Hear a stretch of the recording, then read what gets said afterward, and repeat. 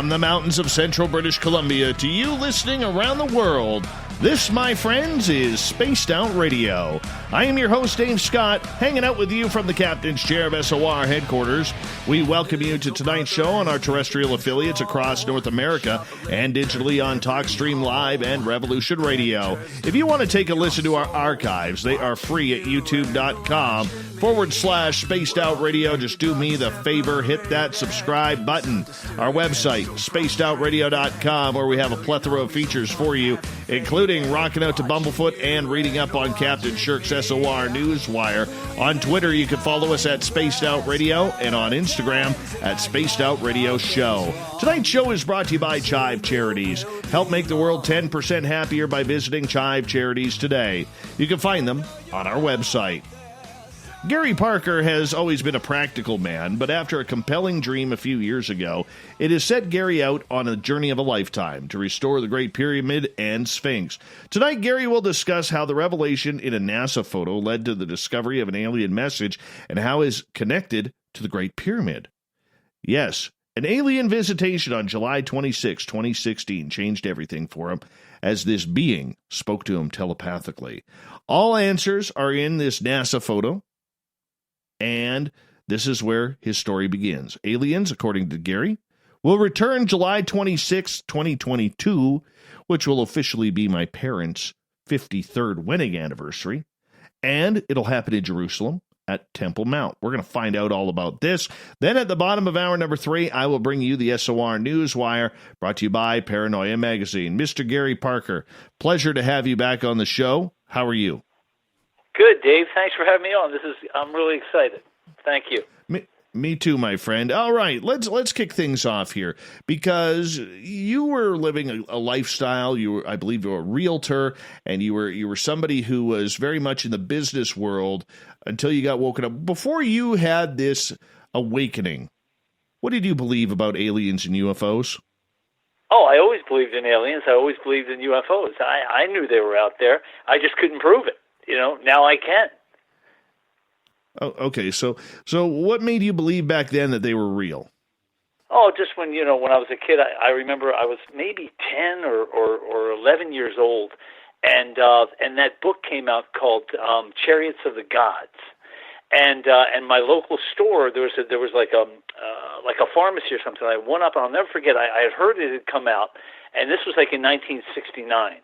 And I went to the store, and I stood in the pharmacy and read the whole book.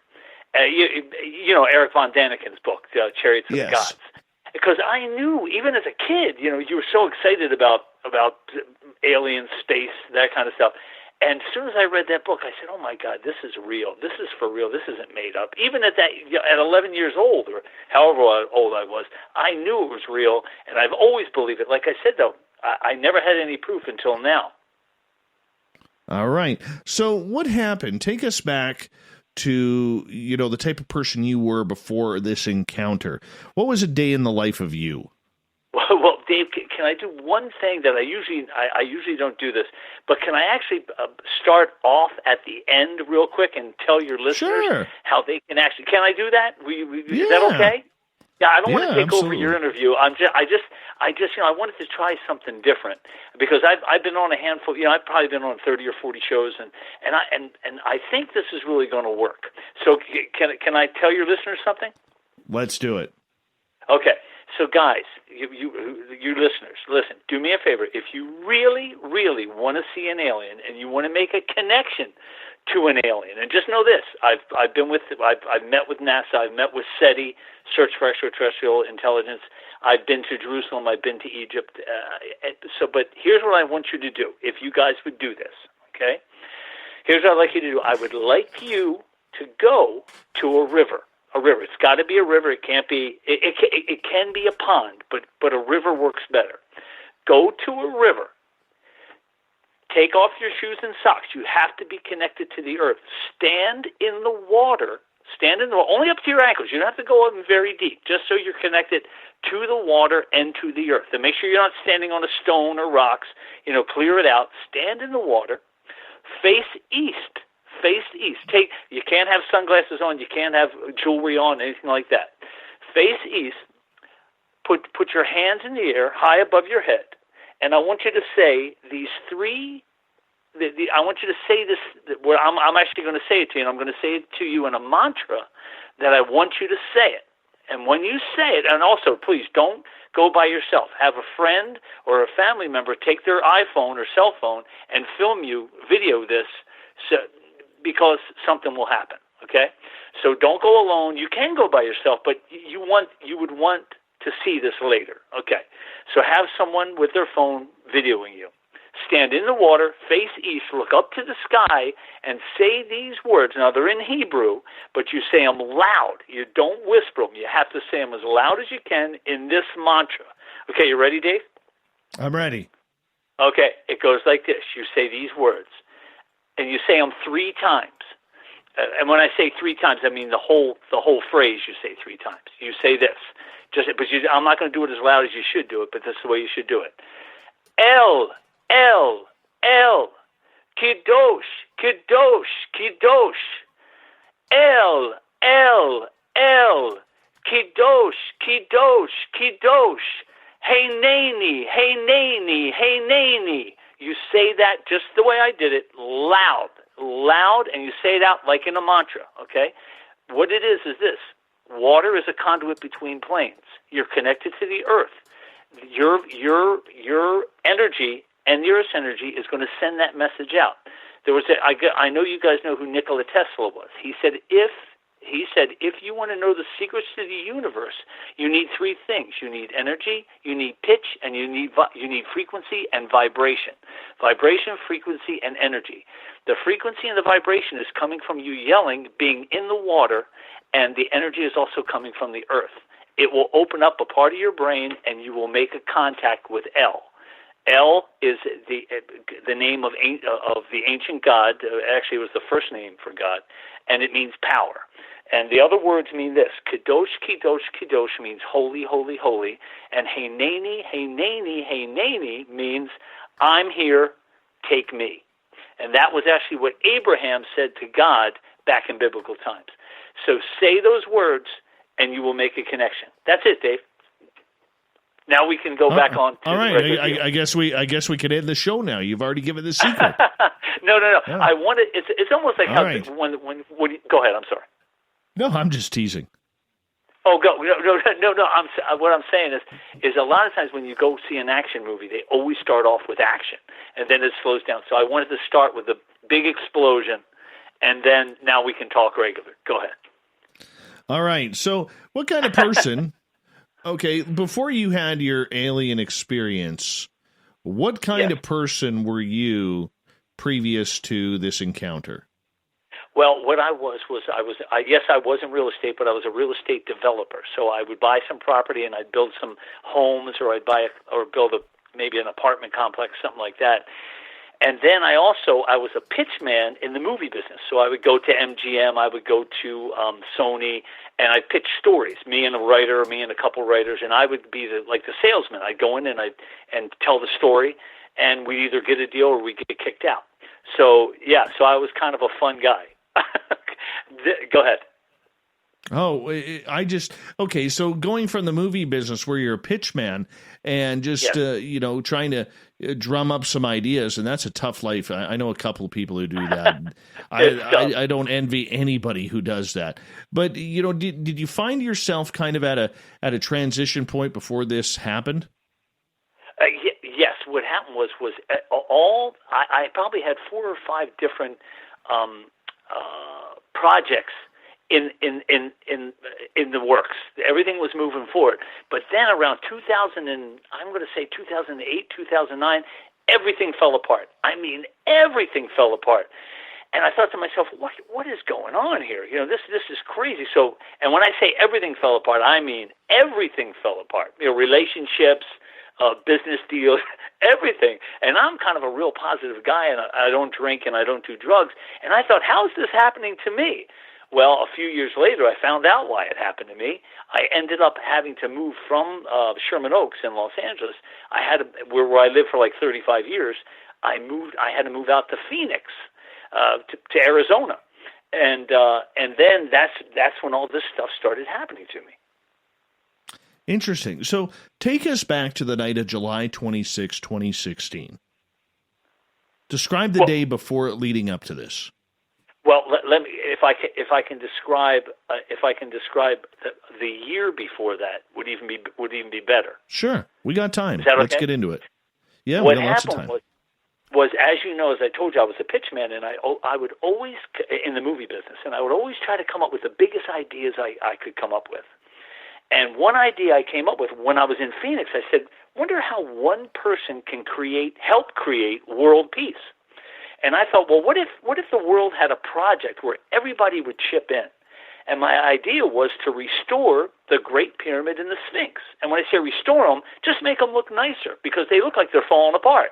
You know, Egypt is extremely poor, and they can't afford to be fixing up the Great Pyramid or the Sphinx. And I thought, boy, this really sounds like fun. So what I did was I thought to myself, well, you know, I can't afford to do this myself. Naturally, it would take forever. But what happened was I thought I could globally crowdfund this thing. Go online, start a whole thing where every country, I think there's 191 countries in the United Nations. And I figure out of those, probably 186 would love to help restore the Great Pyramid. So there are high schools all over the world, high schools, colleges, individuals. They put in a couple bucks into a GoFundMe page. So what happened was I thought, well, I need some startup money, and I said I should talk to a couple billionaires. And you might say, well, how do you know some billionaires? Well, luckily for me, I know some people in the movie business who work with billionaires. So a producer buddy of mine, a movie producer buddy of mine, gave me email addresses to Sir Richard Branson and to Elon Musk. And you know who those guys are, right? Never heard of them. Never heard of them. So what happens is I email them, and my buddy said, whatever you do, Gary, do not tell them where you got their emails. I said, okay, no problem. So I emailed them, and just one day, like maybe the next day after I came up with the idea, I put a heading up, and I said, restore Great Pyramid Sphinx, world project equals world peace. And I wrote I wrote a couple paragraphs of who I was, and I want to do this idea, and I need like $20 million startup fund. Dave, I am not exaggerating. The next morning, Dave, I get emails from both of them. And they said, Gary, we don't know how you got, and they both said, I'm going to say we. I'm going to call them we because I don't want to say that. They both said, Gary, we don't know how you got our email address, but we love this idea. We love this idea, and if you're for real, we want to be part of it. I was like blown away, Dave. I went, what?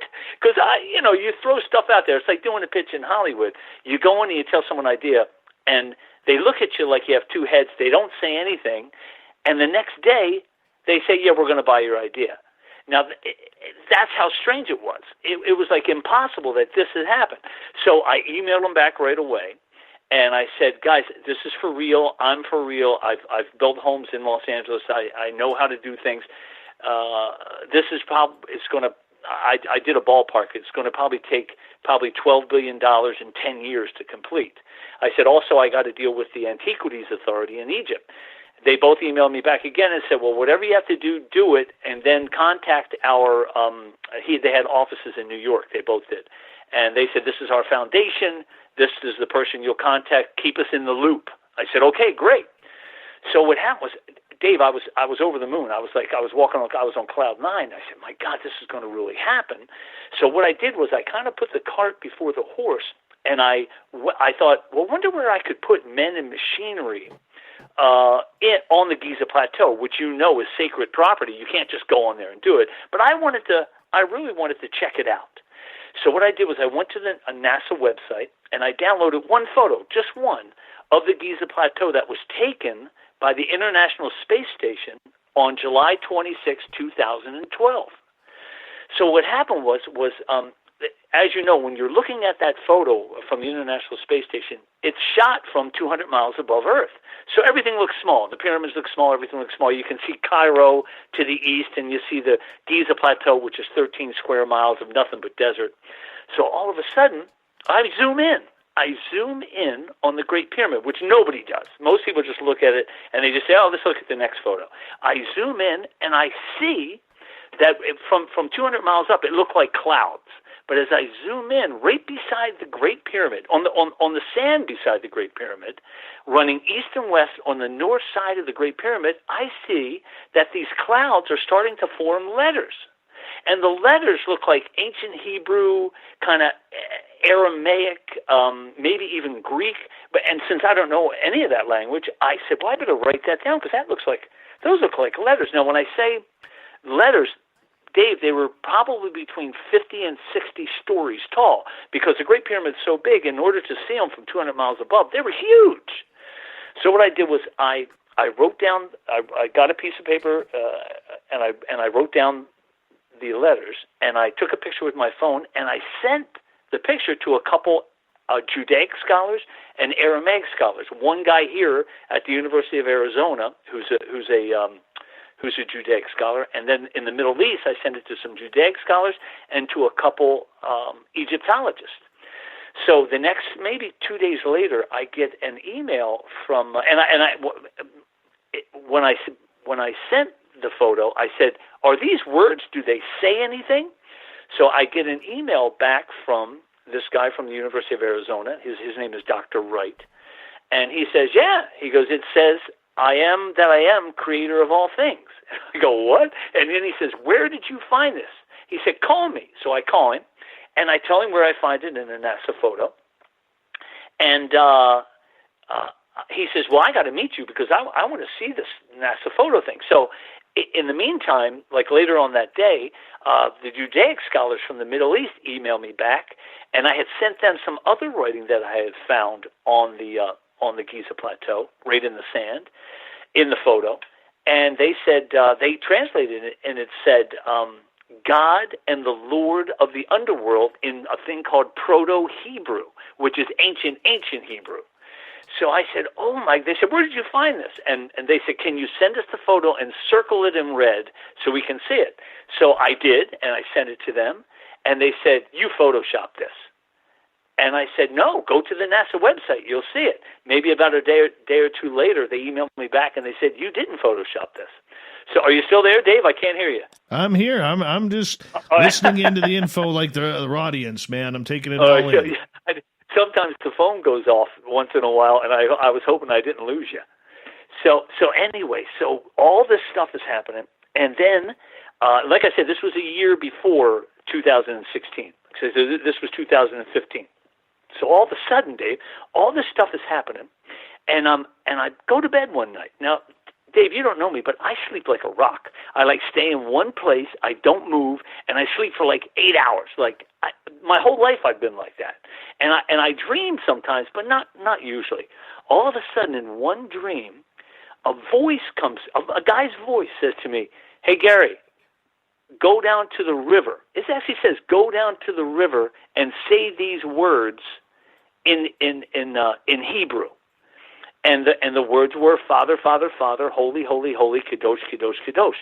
But I sit up out of bed and I think to myself, oh my God, this has to have something to do with the Great Pyramid and world peace.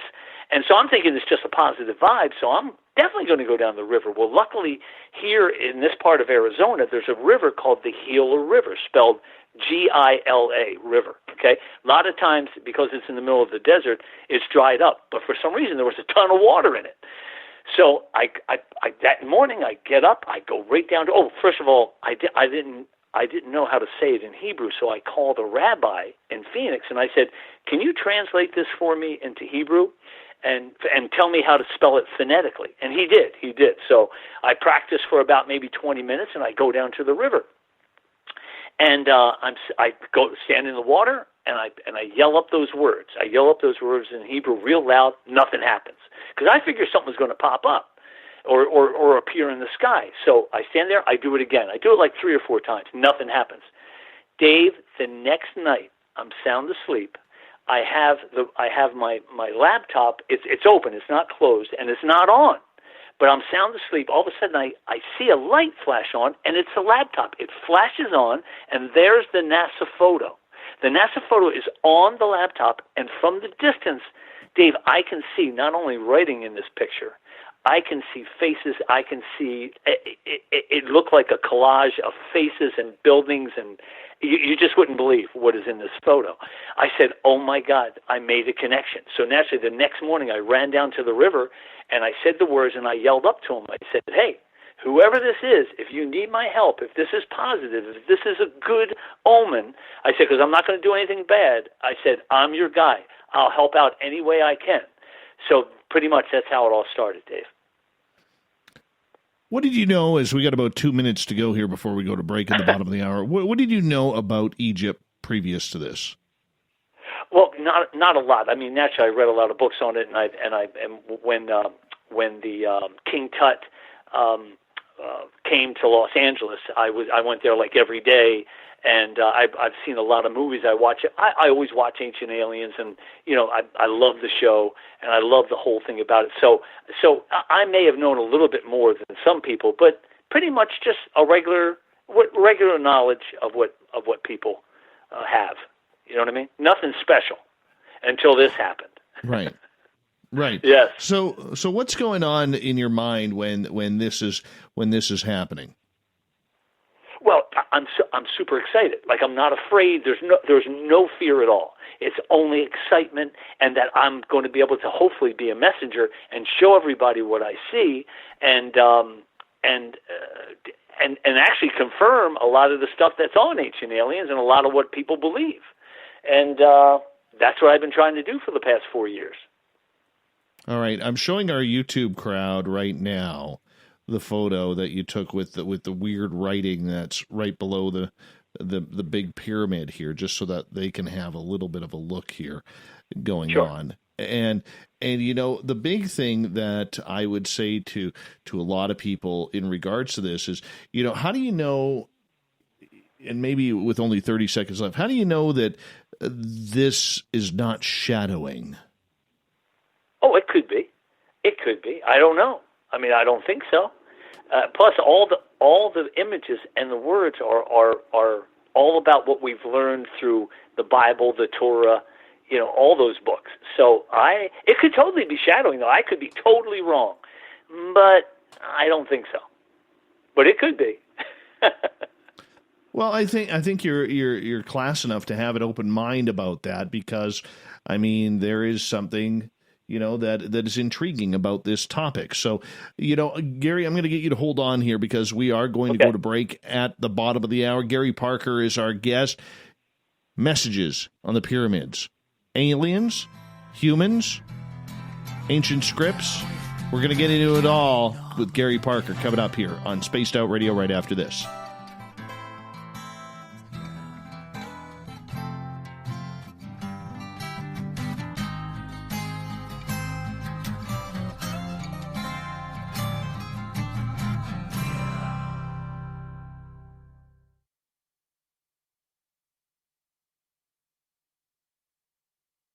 Hey, space travelers, this is John Resig, founder of the Chive and Chive Charities. If you know anything about our website, you'd know we like to do things a little differently. We're not some faceless organization collecting money for a nebulous cause. Our donor dollars go directly toward life-improving items. Then we give those items directly to an underdog who needs it most. To become a donor with Spaced Out Radio's official charity, Chive Charities, just go to chivecharities.org/donate. From the heartlands of Canada to beards around the world, we know how to take care of you. Fill your follicles with the Mighty Moose Beard Oil. All our oils and balms are handmade and 100% natural ingredients, because we care about your beard. And hey, use the promo code SOR2019 and get your Mighty Moose Beard Oil today. You can check us out on our website, mightymoosebeard.com.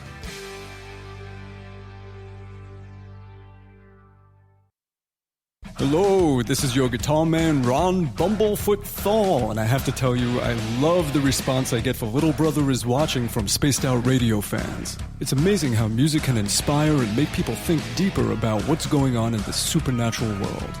You can head over to my website, bumblefoot.com, to check out my music, my guitar workshops, my touring, even check out some of the hot sauces that I'm working on. And make sure you keep on listening, because with Spaced Out Radio, you know little brother is watching. Hey everybody, the SOR Space Travelers is open. For just $5 a month, you can hang out with Dave and our crew privately in our members-only section. With your signing, you'll receive newsletters on what's going on with Spaced Out Radio. You'll have direct contact with the host during the show in our chat, live streaming videos, and a great forum for your posts and more. Become a space traveler now at spacedoutradio.com.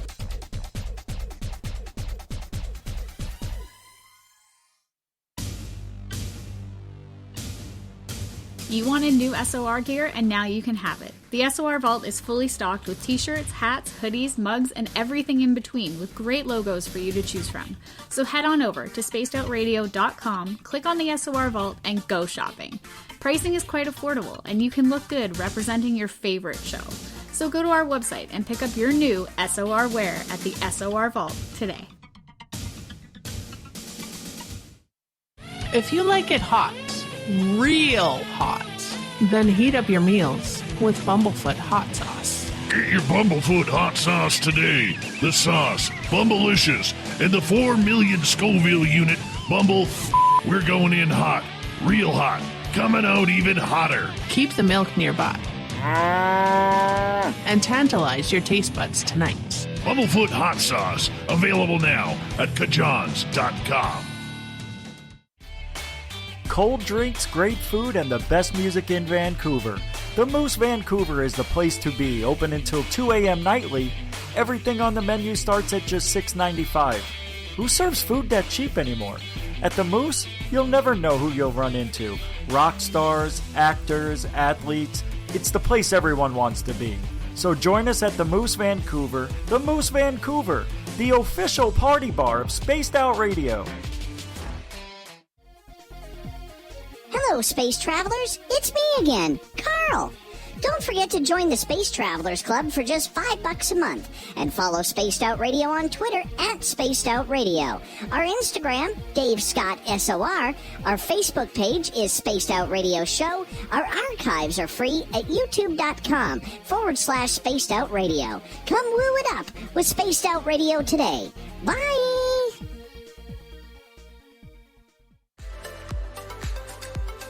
Are you looking for great advertising value for your company? Look no further than Spaced Out Radio. We have a multitude of places to get your name out there, including commercial ads during the show, special promotions, and banners on our website. Our audience is proven to support the companies that support our show. We can make your budget work for you. So for more information, please contact us at sales@spacedoutradio.com. At spacedoutradio.com, we are keeping you up to date on all the news with the SOR Newswire. Captain Shirk leads the team that is bringing you the news of the day and exclusive stories on everything paranormal and supernatural. It's free to read, it's updated daily, and it's right there for you. The SOR Newswire is a one-stop shop for the news of the day. Check it out at spacedoutradio.com today. We're taking Sunday nights out of this world on Spaced Out Radio. This is Michael W. Hall, also known as the Paranormal Lawyer. Together, we're going to go on an exciting journey into the unknown. I'm going to bring you some of the best interviews in the paranormal and supernatural to start your new week off on a freaky note. So tune in to Spaced Out Sundays with me, Michael W. Hall, only on spacedoutradio.com.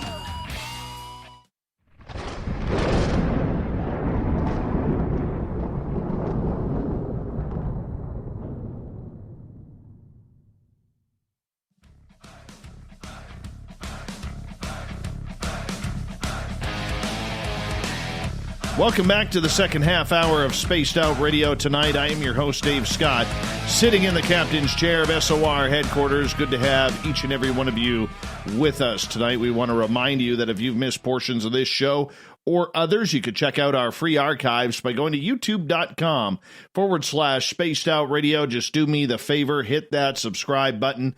Our website is spacedoutradio.com, where we have a plethora of features for you, including rocking out to Bumblefoot and reading up on Captain Shirk's SOR Newswire. Follow us on Instagram at Spaced Out Radio Show and on Twitter at Spaced Out Radio. Gary Parker is here tonight talking about this incredible research that he found in Egypt by using a NASA satellite photo. It's very interesting, very intriguing. We've got that photo posted on our YouTube channel right now. Gary, welcome back. Hey, thanks, Dave. Great. Okay, before we continue on here, I want to find out, why were you scouting photos of Egypt on NASA's website? Well, actually, I went to the website and only looked at one photo, and it happened to be that photo, but it was because I wanted to start a project to restore the Great Pyramid and Sphinx to help create world peace. All right, so when you saw this, okay, what and my audience is looking, so I know you did a great explanation in the last half hour of everything, but when you saw this, what caught your attention that you may be staring at something a little bit more special? Well, what happened was, and if I can do this too, Dave, if I can tell your audience, in order for them to see a really, really clear photo of the from the NASA website, if I can give them instructions how to get to the NASA website, can I do that? Yeah, go right ahead. Guys, all you have to do is this. What you do is you Google ISS, which stands for International Space Station. ISS 032-E-009123. That was ISS 032-E-009123. That will take you to a thing and you'll see it will say Pyramids at Giza, Egypt. Click on that, it will go right to the NASA website. And then when you go, you'll see the photo will come up, but you got to scroll down the right side and click on where it says full size. It's got to be full. You got to click on full size, or you will not be able to zoom in close enough. Okay, so that's it. So you'll get the NASA website, scroll down the photo on the right hand side. You'll see full size. Click on that so you can zoom in and see everything. Okay, that's it, Dave. So back to your question was, what made me look at that side of the pyramid? Yeah. Yeah. What happened was I was trying to find out places where you could put people and put machinery, and plus I was just excited about it because I never really at that time I had never been to Egypt, and I wanted to see what it looked like close up. But like I said, as I was zooming in, all of a sudden, what looked like clouds from 200 miles above Earth, as I zoomed in, they started to form letters. And when I saw the letters, excuse me, I said, oh, my God, those look like letters. So I jotted them down, like I said before. I took a photo with my phone, and I sent it to a bunch of experts and said, can you are these words, can you translate them? And they did. That's just incredible. It is. It really is. I guess on the skeptical side of things, because I always have to try and play both sides here. Sure. On the skeptical side of things, how was this never caught before? I'll tell you why. Because it wasn't caught before because it was. First of all, I don't know if you believe in any of the kind of stuff like prophecy and all that kind of stuff. Do you believe in that kind of stuff, Dave? Oh, sometimes. Depends what it is. Okay, all right. Well, what happens is we're in a time, this is a generation where all this stuff is supposed to happen. Okay, and things happen, and the reason, and this is part of the prophecy, this whole thing about beings coming back, we're finding out where we came from, we're finding out who God is, and all that kind of stuff. So what happens is, and everything begins and ends on the Great Pyramid. The Great Pyramid, when the Great Pyramid was built, okay, men were still apes. Okay, trust me on that. Men were still apes. There were no Egyptians involved in that construction. Here's another thing too, Dave. That photo from 2012. Remember, the photo that I downloaded was from July 26, 2012. What I did was, when I saw all the things in this photo, everything that's in the photo, I went back 13 years. I downloaded all the photos that I could find on the NASA website, and also on the Egyptians have a satellite for the road department. So I went to the road department online, and I downloaded those photos. What happened was, I found this. I found that those letters that were written beside the Great Pyramid in the sand 13 years before were at the top of the picture. And every month or so, they kept getting closer and closer. It was like it was being built. So 13 years of all these images was being built in the sands of the Giza Plateau. And you might say, well, wait a minute, how is that possible? Well, what happens is the Great Pyramid is a machine. It runs off of solar, and it also runs. It runs on vibration. There's vibrations. It vibrated so slowly and created this photo because it knew, when I say it, I mean these beings, they knew that at a certain time that there was going to be a picture taken of the Great Pyramid and all these things would appear. And you might say, well, how is that possible? Because these beings manage thousands of planets in different universes, and they have and we have evolved to a point, which a lot of their planets have, evolved to a point to where they knew we had space exploration, they knew there was an International Space Station, and they knew the photo was going to be taken. So that's how that happened. Yeah, but the space station is taking photos. Yes. Every couple of minutes, if not seconds, from up there. Because those photos are wanted. Those photos are what? Wanted. By what do you countries. mean, well, they're wanted by countries, they're wanted by space programs, they're wanted by astronomers. Yeah. Right? Well, just know this, yes, but just know this, those photos, the one that I downloaded, was taken by an astronaut with a huge camera out the window. It's not like a satellite clicking every few seconds. It was an astronaut took that picture. Which astronaut?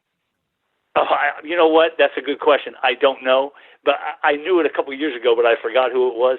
But whoever took it, they did a great job. But it was taken by an astronaut, and I know that because when I met with NASA, I talked with the guy who was in charge of the photos, and when they saw what I showed them, they freaked out. So anyway, go ahead. What was your question? No, I was just listening to you. Okay. Well, yes, those pictures are. That was a very, very special picture, and it was, the whole thing was set up by the Great Pyramid and by these beings. Like I said, I was in the Great Pyramid on May 11th, 2019, only because of all the stuff that happened. The voice again came to me and said, after I had been down at the river, go to Egypt, go to Jerusalem, stand in these spots and say these certain words, which I had to do. And when I did, more information came out, and it was wild, because I was in the pyramid by myself. So, I mean, there was nobody else around in the Great Pyramid. So it was really good. So, yes, for your listeners and you, the Great Pyramid is a machine. It still works, and it works off of vibration. So, like, when I say certain words in a mantra in the Great Pyramid, did it click on? Yes, it sure did. And did it give me more messages? Yes, it sure did. Okay, so what kind of messages did you get from the Great Pyramid? Well, as soon as I was there, I went into the King's Chamber, and actually they have a video and stuff there that they filmed, and there was one guy who was like a guard. And I said to him, I said, listen, I got to say, now you got to remember, Egypt is a Muslim country. They really don't like Jewish people, naturally, and they don't like anybody saying any kind of prayers in Hebrew in these sacred places. But I said to the guy, I gave him $10. You got to remember too, $10 American is 170 Egyptian pounds. So I said, here's $10. Let me say these words. So I say these words, and I start yelling. I'm yelling the mantra really, really loud. And he's freaking out. He said, look, you got to stop. I said, well, then give me the $10 back. He said, go ahead, continue. So I continued. I yelled out the things that this voice had told me to yell out in a mantra. I thanked him. I left the King's Chamber, and I stood beside the Great Pyramid. When I say beside it, inside, I leaned up against the wall. There was nobody there. And I said, and I just spoke in English, and I said, you told me what to say. I said it. What am I supposed to do? And a voice comes out of the pyramid in English. And when I say out of the pyramid, I could hear it as plain as day. It said, you have to go to Jerusalem, city of David, be there by tomorrow. And I did. I left Egypt like a week early, jumped on a plane, went to the city of David, and I had to say some more words. So you remember how you just said to me, Gary, how do you know you're not being shadowed? Well, they're putting me through the ringer if I'm being shadowed. Do you know what I mean? True. I can like see if that. If it was, go ahead. I'm sorry. What? Well, do you think that you are being followed by people? Is this some sort of alien telepathy or ancient alien telepathy, or is this something more modern trying to find you? No, it's ancient alien stuff. It's totally ancient alien. You can also, I have a. Can I mention to your listeners, if they want to see how to see everything in the NASA photo, I actually made a small video. Can I tell them how they can go and check that out? Yeah, please do. Okay, guys, here's what you do. Just Google how to see, H-O-W, how to see God, the Garden of Eden, and the Third Temple with Gary Parker on YouTube. So that's all you do. You Google how to see God, the Garden of Eden, and the Third Temple with Gary Parker on YouTube. It will pop up. You watch the video. You follow my directions to the letter, and I'm telling you guys, you will see everything that I see in the NASA photo. And it's like a 12-minute small video. I did it myself. I look horrible. Please forgive me. Okay, go ahead, David. Go ahead. Trust me, I got a face for radio too, man.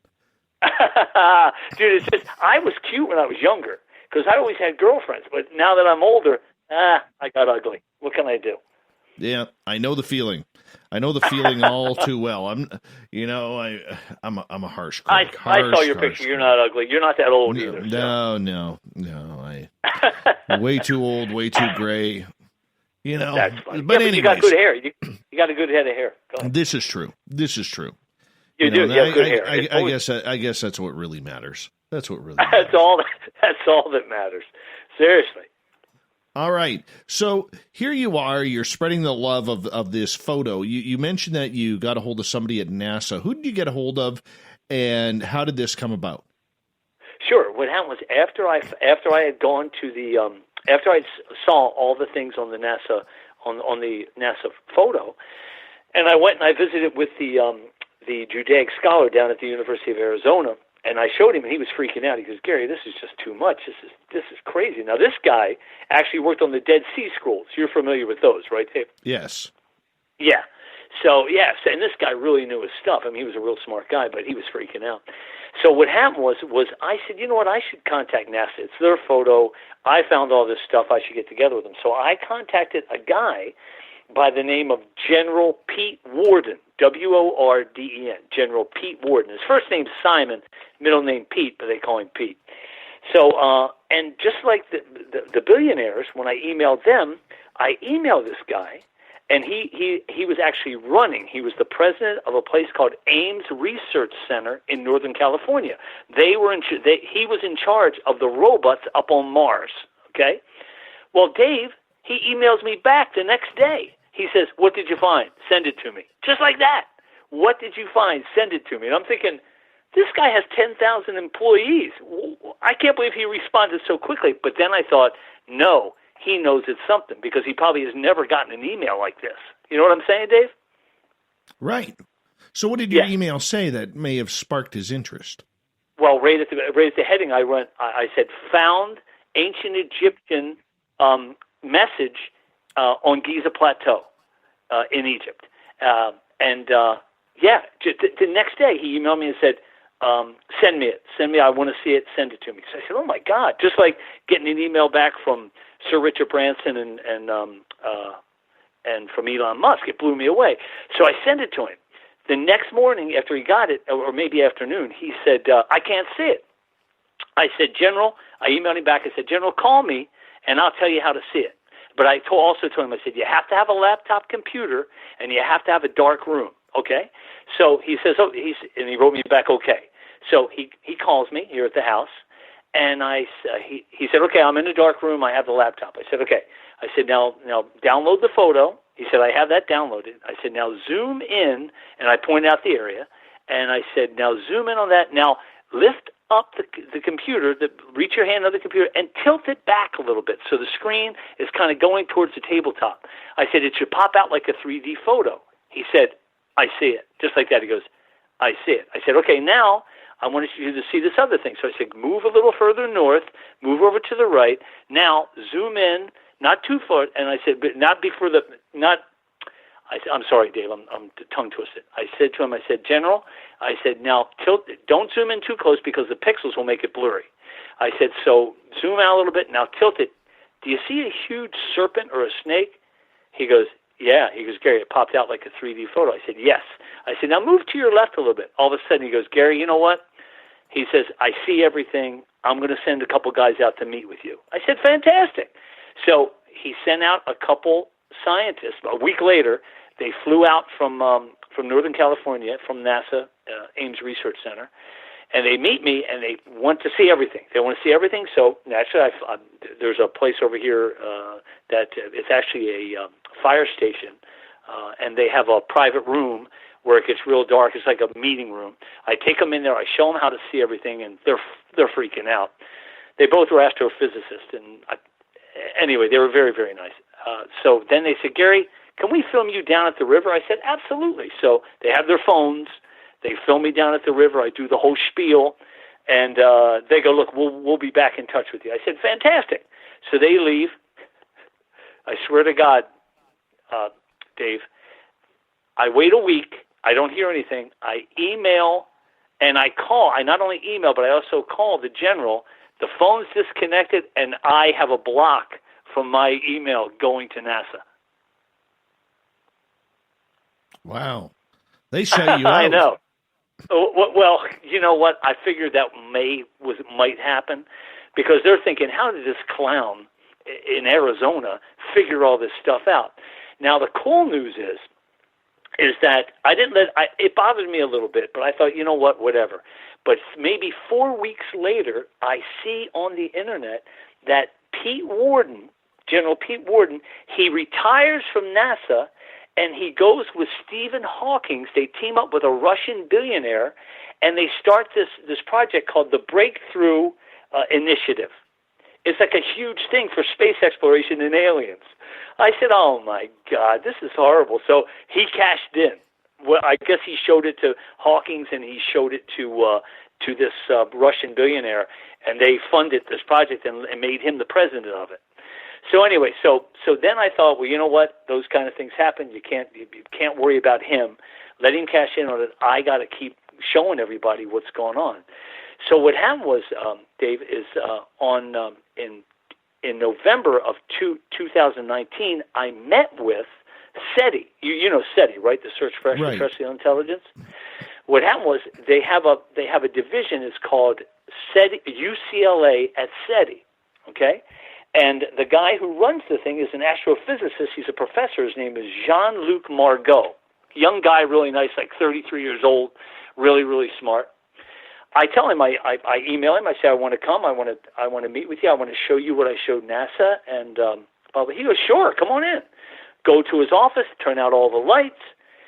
All of a sudden, I start showing him everything. He goes, Gary, I'm not going to believe that. And I go, well, why not? He goes, because I'm an astrophysicist. You know, this is what you're showing me is impossible. I'm not going to believe that. I said, let me ask you something. I said, do you know who Carl Sagan is, Dave? Yes. Carl Sagan. He started like in 1962 or 63. He's the guy who started SETI. Okay. Now you got to remember, SETI has never found anything. They have never found anything. It's been 60 years, almost 60 years. And maybe they have found something, but they've never announced it to us. I looked at this professor. I looked at this Jean-Luc Margot guy, and I go, let me tell you something, Professor. I said, you guys, you and SETI are 0-60. You're 0-60. You haven't found anything. It's an embarrassment. And he was getting really pissed off at me. I said, I drove 2 miles. It cost me $1.32. I stood in a river. I said these words, and I met these things. I said, and I'm showing them to you. And I said, and all you have to do is go stand in some water and say these words. I'm not going to do that. He goes, I'm not going to do that. I said, yeah, but you will take people donations to build these huge satellite dishes and to retrieve signals that you hope you'll get one day. I said, they do not communicate that way. The way they communicate is through nature, through man, women, and nature. They won't communicate any other way. Well, I'm not going to believe it. That's what you're dealing with. That's what I'm dealing with. Do you know what I'm saying? It's like, what? I said to him, I said, Professor Margot, I said, SETI's a joke. I said, and if you can't get out of your own head that, like, maybe you've been doing something wrong, you and SETI have been doing something wrong for 60 years. It's this old expression that Henry Ford said. I think it was like 1937 or something. He said, if you always do what you've always done, you'll always get what you've always gotten, which means you're going to have more questions than answers your whole life. So sometimes you have to step out of your comfort zone, stand in some water, say some words in Hebrew, and make the connection. If you don't have the balls to do it, well, then you have no business being at SETI, and you have no business at being an astrophysicist, for God's sake. Anyway, he really pissed me off, but he did kick me out of his office. So, anyway. Nice. Did you really expect, no offense, did you really expect any less after lighting him up in his own office in his own building? Well, the thing is, I thought he would be so excited to see an alien up close in a NASA photo. I mean, his first thing should have been, how did that get there? And I would explain it. But no, all he said was, I'm not going to believe it. So how do you deal with that? You know, that's like, then I get really pissed off. Now, I would never be physical, but as far as my mouth goes, yeah, I tore him one. You know, I tore him a new one. It was like, bro, you're 0-60. You're with a bunch of losers unless they have information that they haven't given to anybody. Then I totally get it, that they're afraid that humans will freak out. But I think we're well more evolved than we're going to all freak out. We're all going to say, this is awesome. Wouldn't you say that, Dave? If you went down to the river and said the words and it showed up? Well, I'd have to find a river that's kind of peaceful and zen like that. No, it doesn't have to be peaceful. It can be. You can be in the middle of a construction site. It can be a river. You stand in it, you say it really loud, you'll make the connection. You don't have to be zen. It's really not that hard. It's very, very easy. And they want us to make the connection, but they want us to make it their way, which is through nature. Like I say to people, I don't know if you're familiar with the first temple and the second temple in Jerusalem. You know, the first one was built supposedly by Solomon, and the second one was built. Are you familiar with that? Yeah, but save that until we come back from our break here, because we do have to go to break here at the bottom of or make that the top of the hour. Yeah, I'm all confused here. My bad. Yeah, that's okay. Top of the, but we will get to this. Remind me, because this is important. Gary Parker, Egypt, UFOs, aliens, weird languages. Yes, hour 2 coming up next on the Mighty SOR.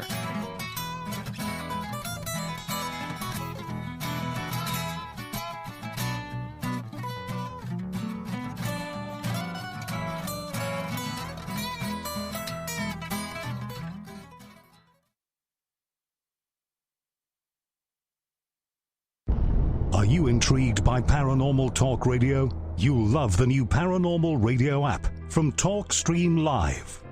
You'll find a great selection of talk shows covering UFOs, ghosts, strange phenomena, and much more. Download the Paranormal Radio app now and start listening to the very best in paranormal talk entertainment, including the network you're listening to right now, the Paranormal Radio app, free in Google Play and the iOS App Store. The party is always on at the Moose Vancouver. The Moose Vancouver is where you want to be when visiting Canada's West Coast. Open until 2 a.m. nightly, the Moose cranks up the rock while serving some of the best rated food in the city. The menu starts at $6.95. Why party anywhere else in Vancouver when the Moose is right there? Get your horns up and rock with the Moose, the official party bar of Spaced Out Radio. Hi there, this is the paranormal lawyer Michael W. Hall. I'd like to invite you to listen in each Sunday night where we're going to open up your eyes to everything strange and paranormal. I will be hosting some great guests with topics that affect us all, such as UFOs, ghosts, and everything paranormal.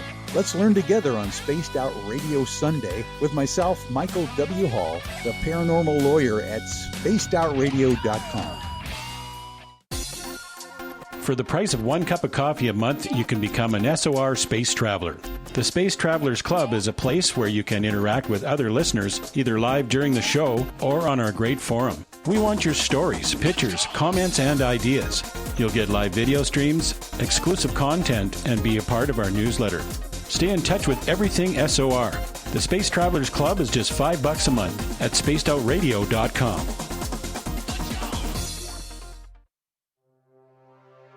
We are scouring the world for the most intriguing stories of your day.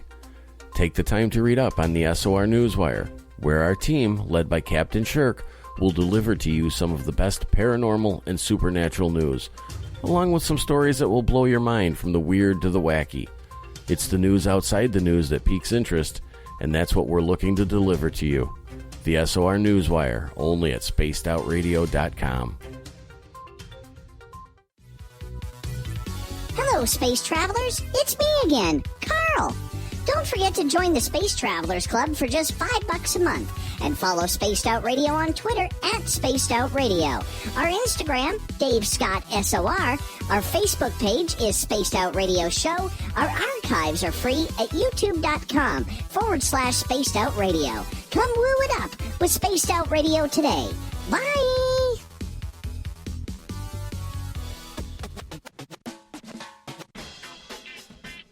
The SOR Vault is open for business, and do we have some cool swag for you to pick up? All you have to do is head over to our website and click on the SOR Vault. You have a variety of cool logos to choose from, and put them on anything you want. T-shirts, hoodies, hats, coffee mugs, you name it, we can get it to you. So do your shopping by supporting the store you love. Get your Spaced Out Radio swag at the SOR Vault today.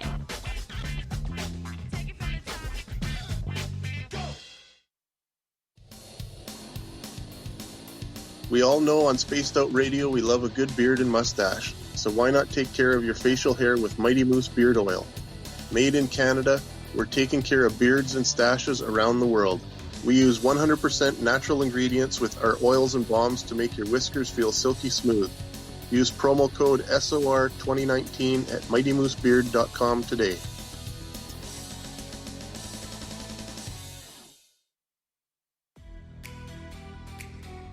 Are you an experiencer of something strange that can't be explained?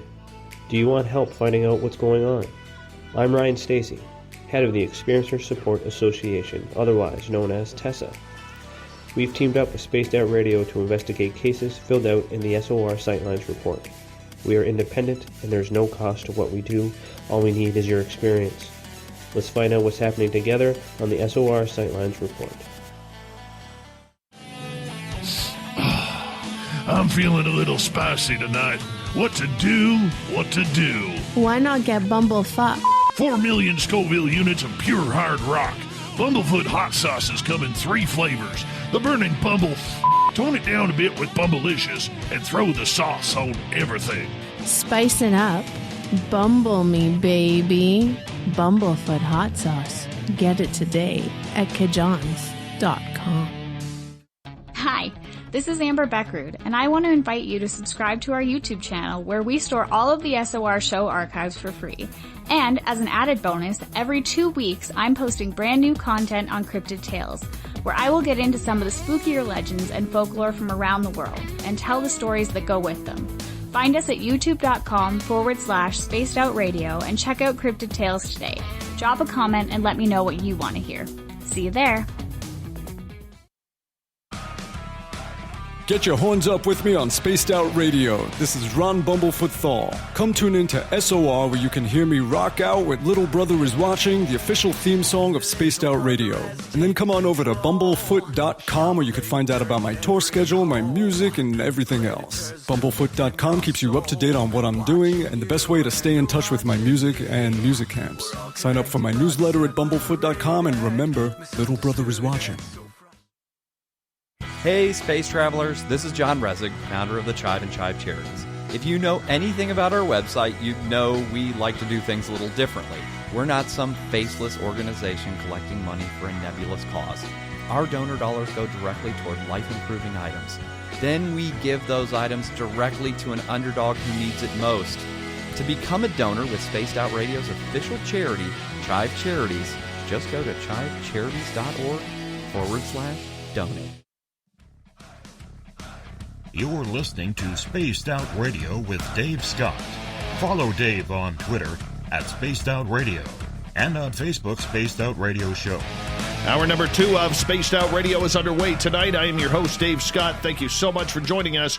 Really do appreciate you taking the time to hang on out. We want to welcome in everyone listening in on our terrestrial affiliates across North America and on the digital side on TalkStream Live and Revolution Radio. All of our archives are free for you. Don't be like the other shows, pay for their archives. No, we got them here free at youtube.com/Spaced Out Radio. Yeah, just do me the favor. Hit that subscribe button. The Desert Clam has set the password for tonight in the SOR Space Travelers Club. Disquisition. Disquisition is your password. Use it wisely, Space Travelers, as a clam sets a password each and every night right here on Spaced Out Radio.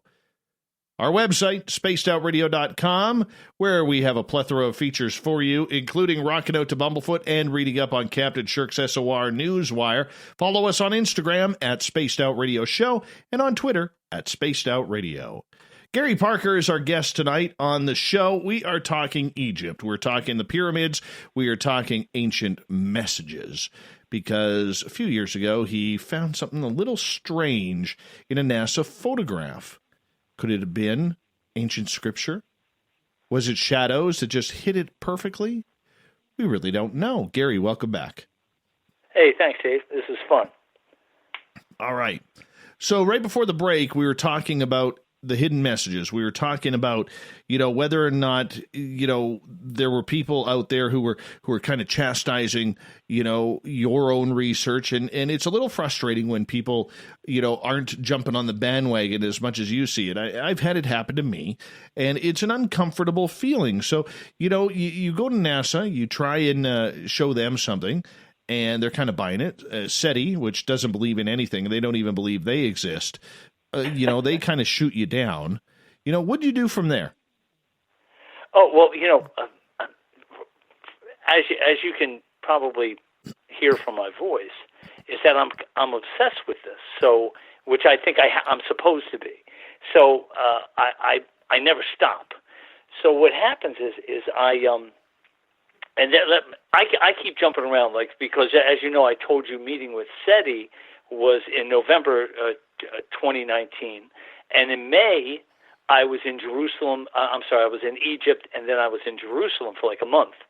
And so back to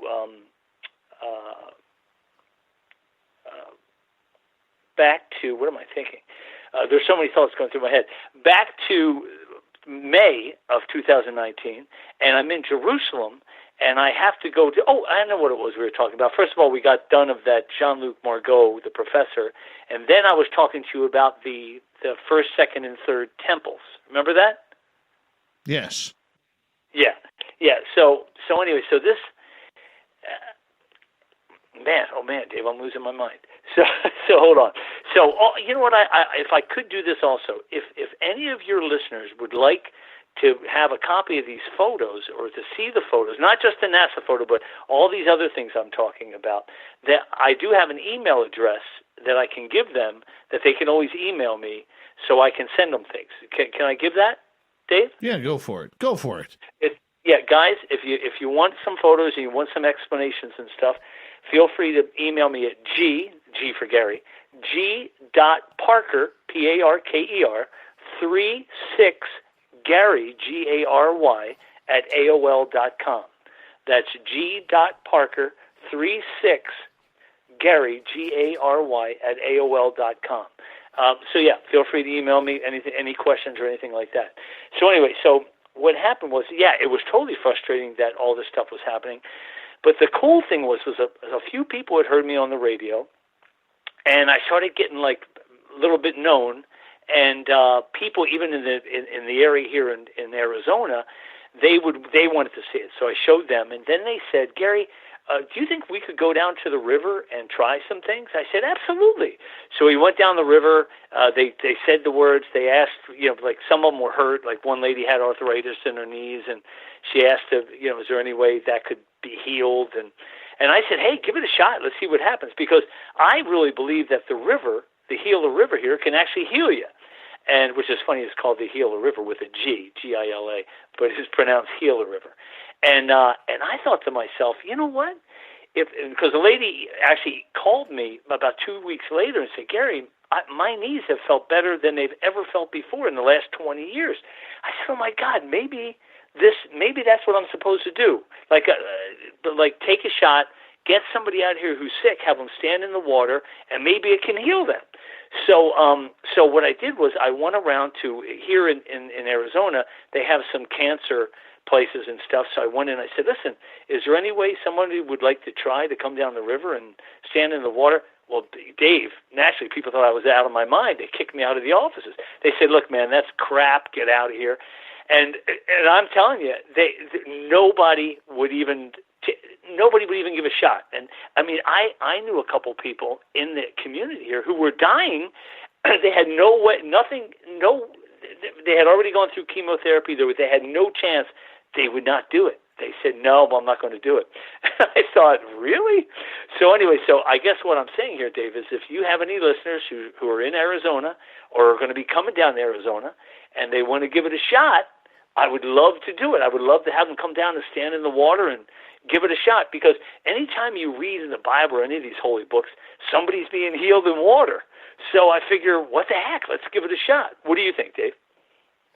Hey, why not? Why not? We got listeners down in Arizona. Let's just go dive in the water, and let's go for it. See, the rivers up here have a little bit more current. So okay, down here they don't. No. Yeah.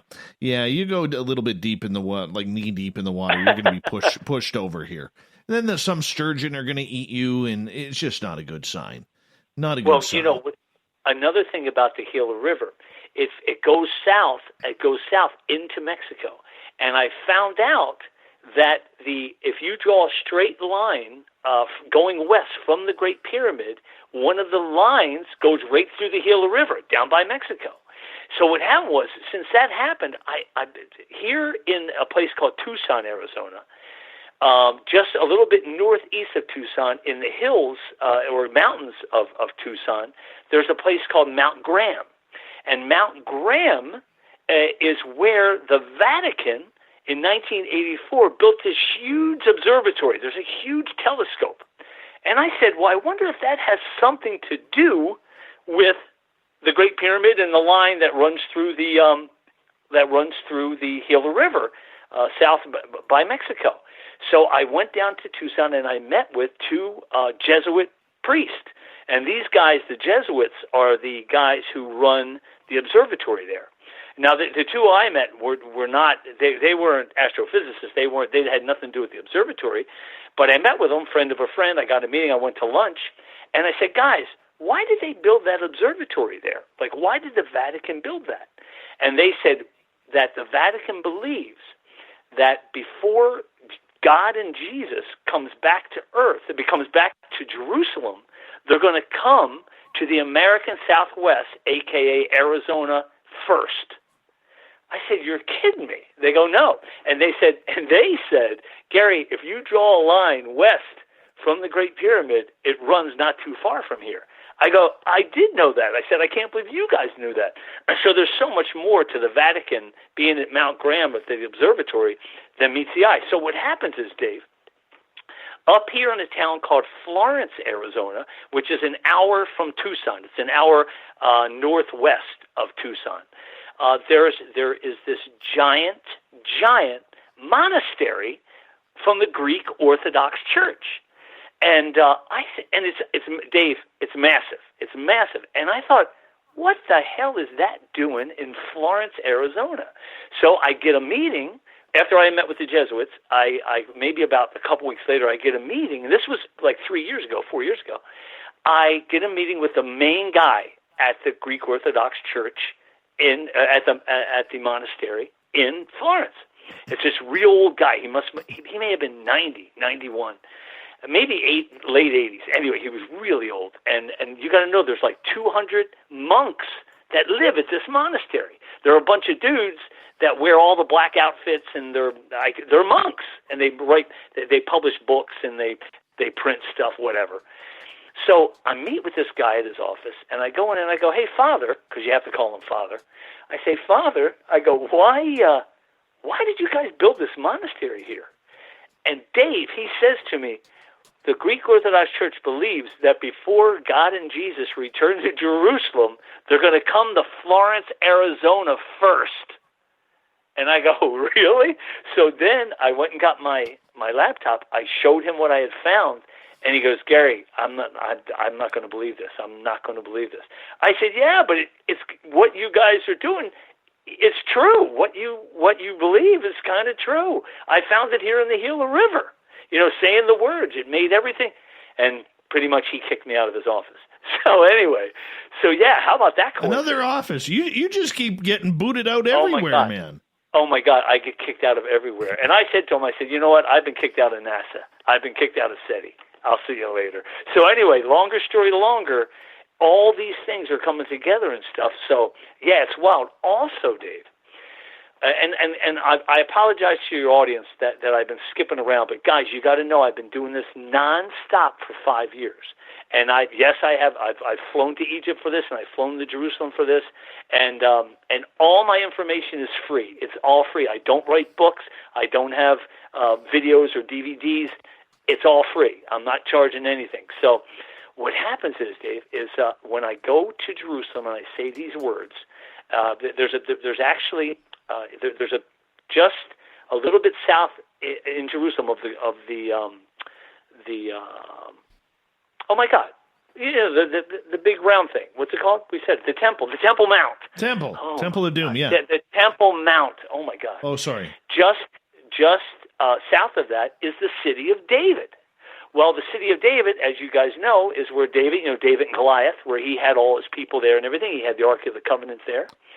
And brawl. What happened is, what's that? That was a good brawl back then. Yeah, a good brawl. So anyway, what happens is there's a spring that has run through the city of David called the Gihon Spring.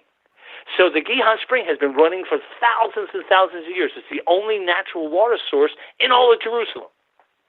So the voice says to me while I'm in Jerusalem, because it told me to go onto the Temple Mount, say some words, then go to the Mount of Olives and go to the Kidron Valley and say these words. So I did. I went to all those places.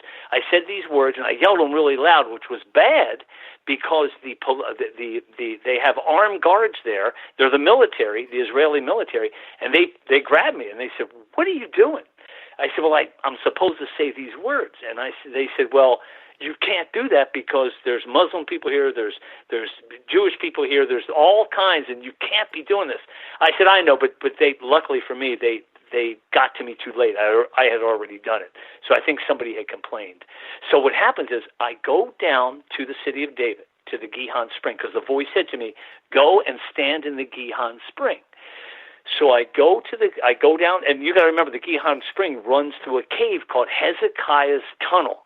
Hezekiah's Tunnel. It runs through bedrock, and it's probably about 6'4" or 5" height, and maybe about 2 or 3 feet wide.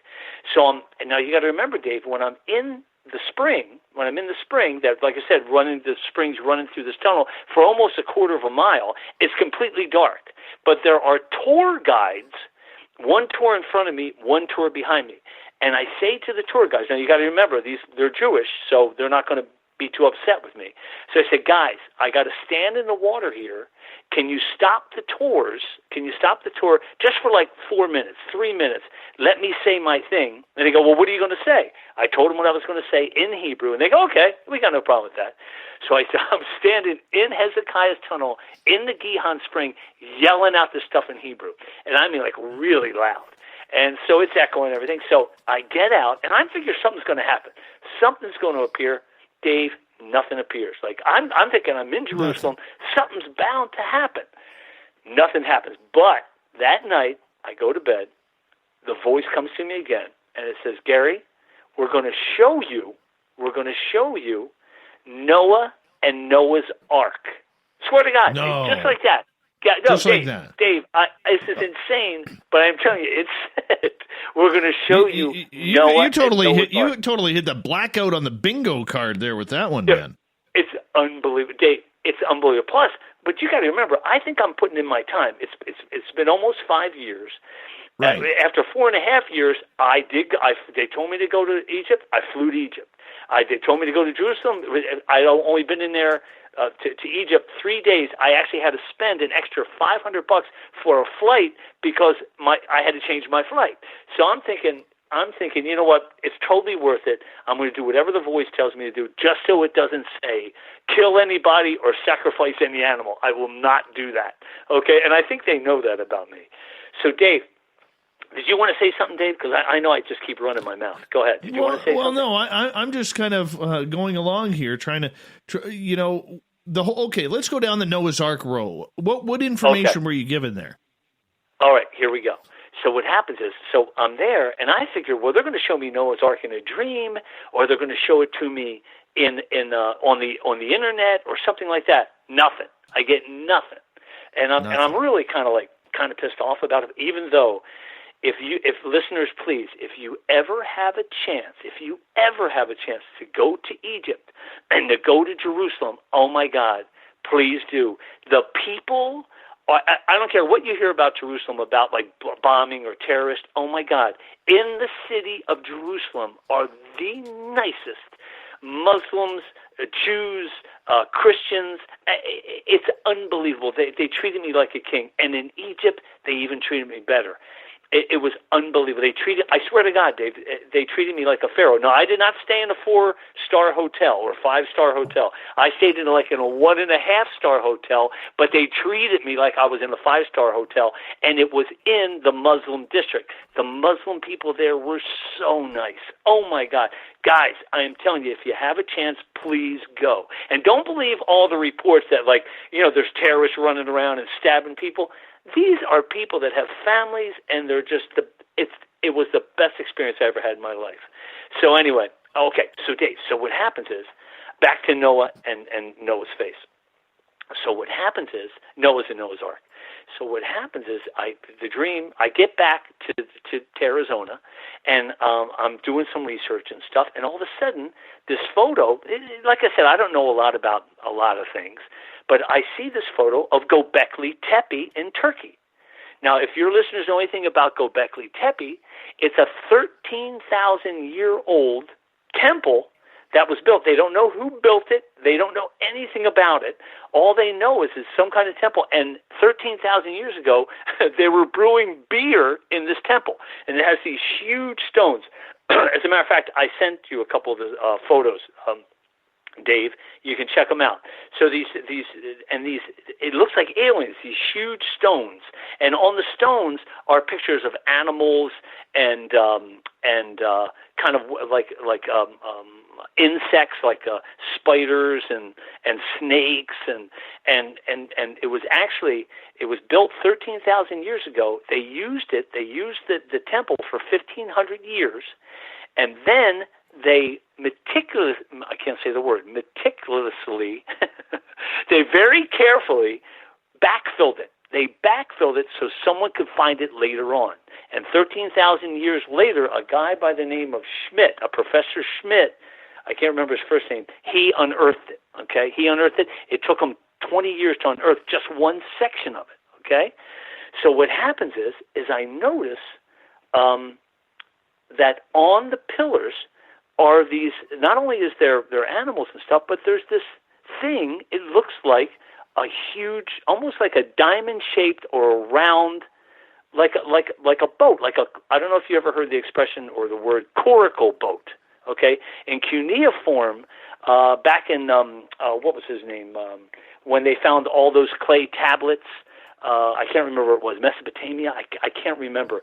But on it, it told the story of Gilgamesh. The guy's name was Gilgamesh, and they told the story of the Great Flood. Well, in the Gilgamesh, I think it is Gilgamesh, I think it is, they told about that Noah's Ark was a huge coracle boat, which means it was round. And it was like 7 stories tall, and it was round, and it was gigantic. Because the way we've been taught is that it was like a boat, and it like had a bow and a stern. Well, they said that all it had to do was float with people inside it. So what happens is all of a sudden I go back to the NASA photo, and I see that on pillar number 43 in the Gobekli Tepe temple, I see that round coracle boat, and then I go to the NASA photo, and I see the same boat in a certain area that I had never seen before. I said, "Oh my God, that's it!"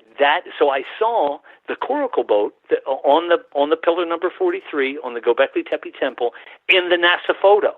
All of a sudden, I could see even more stuff about the Great Flood and all that kind of stuff. And you might say, "Well, what more did you see?" Well, I don't know if you know about this, Dave, but there were these things back in, it was called the Book of Enoch, and he wrote about these beings called the Watchers, and they were called the Sons of God. Okay, well, what happens is whenever you hear about the Watchers, they were these aliens that came down and had sex with human women, human beings, women, right? And what happens is they gave birth to these monsters called the Nephilim. Okay, you heard of that, right? Yes. Okay, and that's in the Book of Enoch. Well, what happens in the NASA photo? It shows right by the coracle boat, the giant Noah boat, and it shows a bunch of monsters, like these huge monsters. But then it also shows human beings that are regular size, but half of them have like half human, half monster, and they're all normal size. So what happens is Naturally, I took it to a few people. They saw it. They said, "Gary, yeah, we do see that. We see that boat," because I actually drew it, and I actually have it in photos I can send to your listeners, anybody who wants to see it. And I drew the boat, and that's in the NASA photo and on the pillar in the Gobekli Tepe temple in Turkey. And what it was that was where Noah, his friends, and the Nephilim, a lot of them, not the giants, not the ones who were cannibals, but there were tens of thousands of these Nephilim who were not giant monsters. They were regular people. They had families. It's all in the NASA photo. And so the voice telling me in Jerusalem that they were going to show me Noah and Noah's Ark, it came true. So there you go. Wow, that's intense, man. That's intense. Dude, I'm intense. I know. I am telling you, it sounds unbelievable. I would have never thought you're intense. So, I'm totally intense. But also, I just read a thing. Now, you got to remember, the Bible, the Torah, all those things, they're not 100% wrong. A lot of it is correct. But some of it, it's like, for instance, I met with one priest, and he said, "Well, Gary," and a couple, I met with a ton of priests. Save that story. I'm going to put you on hold. We're just going to press the pause button here for a second, because we do have to go to break at the bottom of the hour. Intriguing stories tonight on research into the creations of aliens and the pyramids. Where is this going? No one knows but Gary Parker, our guest tonight. We're having a lot of fun, and we're going to continue it next on Spaced Out Radio.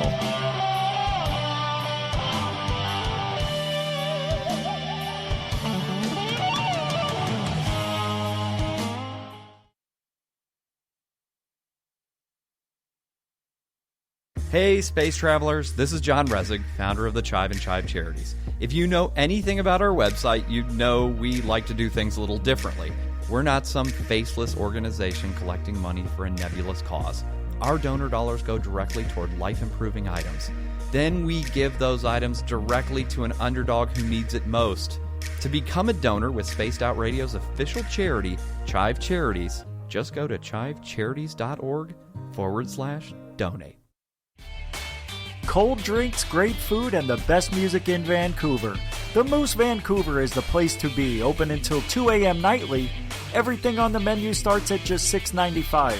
Who serves food that cheap anymore? At the Moose, you'll never know who you'll run into. Rock stars, actors, athletes. It's the place everyone wants to be. So join us at the Moose Vancouver, the official party bar of Spaced Out Radio. We're adding to the entertainment online for Spaced Out Radio. I'm Amber Beckrud, and I want to invite you to subscribe to our YouTube channel and check out Cryptid Tales, where I will take you on a journey into some of the strangest legends and lore from around the world, relaying the stories to you of the strange creatures and experiences that people have had throughout time. You can find Cryptid Tales at youtube.com/Spaced Out Radio. And while you're there, don't forget to check out our free archives and leave a comment. See you there.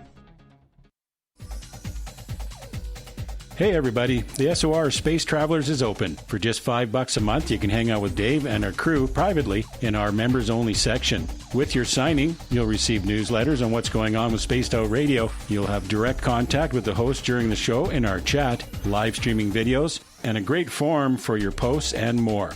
Become a space traveler now at spacedoutradio.com.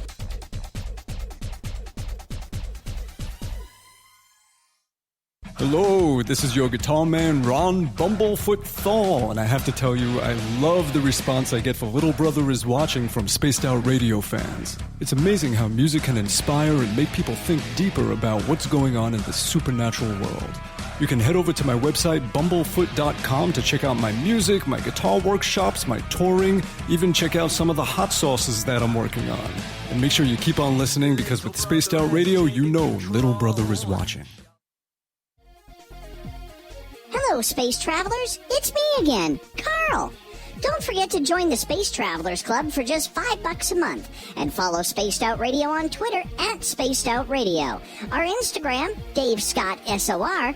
Our Facebook page is Spaced Out Radio Show. Our archives are free at youtube.com/Spaced Out Radio. Come woo it up with Spaced Out Radio today. Bye!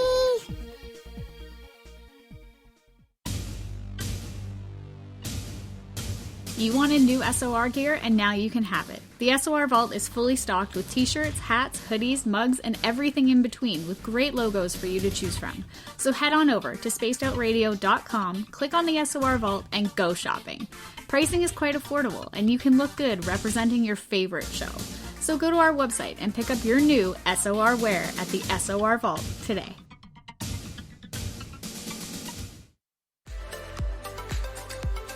Are you looking for great advertising value for your company? Look no further than Spaced Out Radio. We have a multitude of places to get your name out there, including commercial ads during the show, special promotions, and banners on our website. Our audience is proven to support the companies that support our show. We can make your budget work for you. So for more information, please contact us at sales@spacedoutradio.com. From the heartlands of Canada to beards around the world, we know how to take care of you. Fill your follicles with the Mighty Moose Beard Oil. All our oils and balms are handmade and 100% natural ingredients because we care about your beard. And hey, use the promo code SOR2019 and get your Mighty Moose Beard Oil today. You can check us out on our website, mightymoosebeard.com.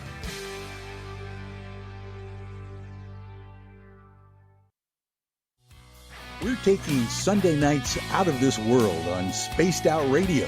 This is Michael W. Hall, also known as the Paranormal Lawyer. Together, we're going to go on an exciting journey into the unknown. I'm going to bring you some of the best interviews in the paranormal and supernatural to start your new week off on a freaky note. So tune in to Spaced Out Sundays with me, Michael W. Hall, only on spacedoutradio.com. At spacedoutradio.com, we are keeping you up to date on all the news with the SOR Newswire. Captain Shirk leads the team that is bringing you the news of the day and exclusive stories on everything paranormal and supernatural. It's free to read, it's updated daily, and it's right there for you. The SOR Newswire is a one-stop shop for the news of the day. Check it out at spacedoutradio.com today.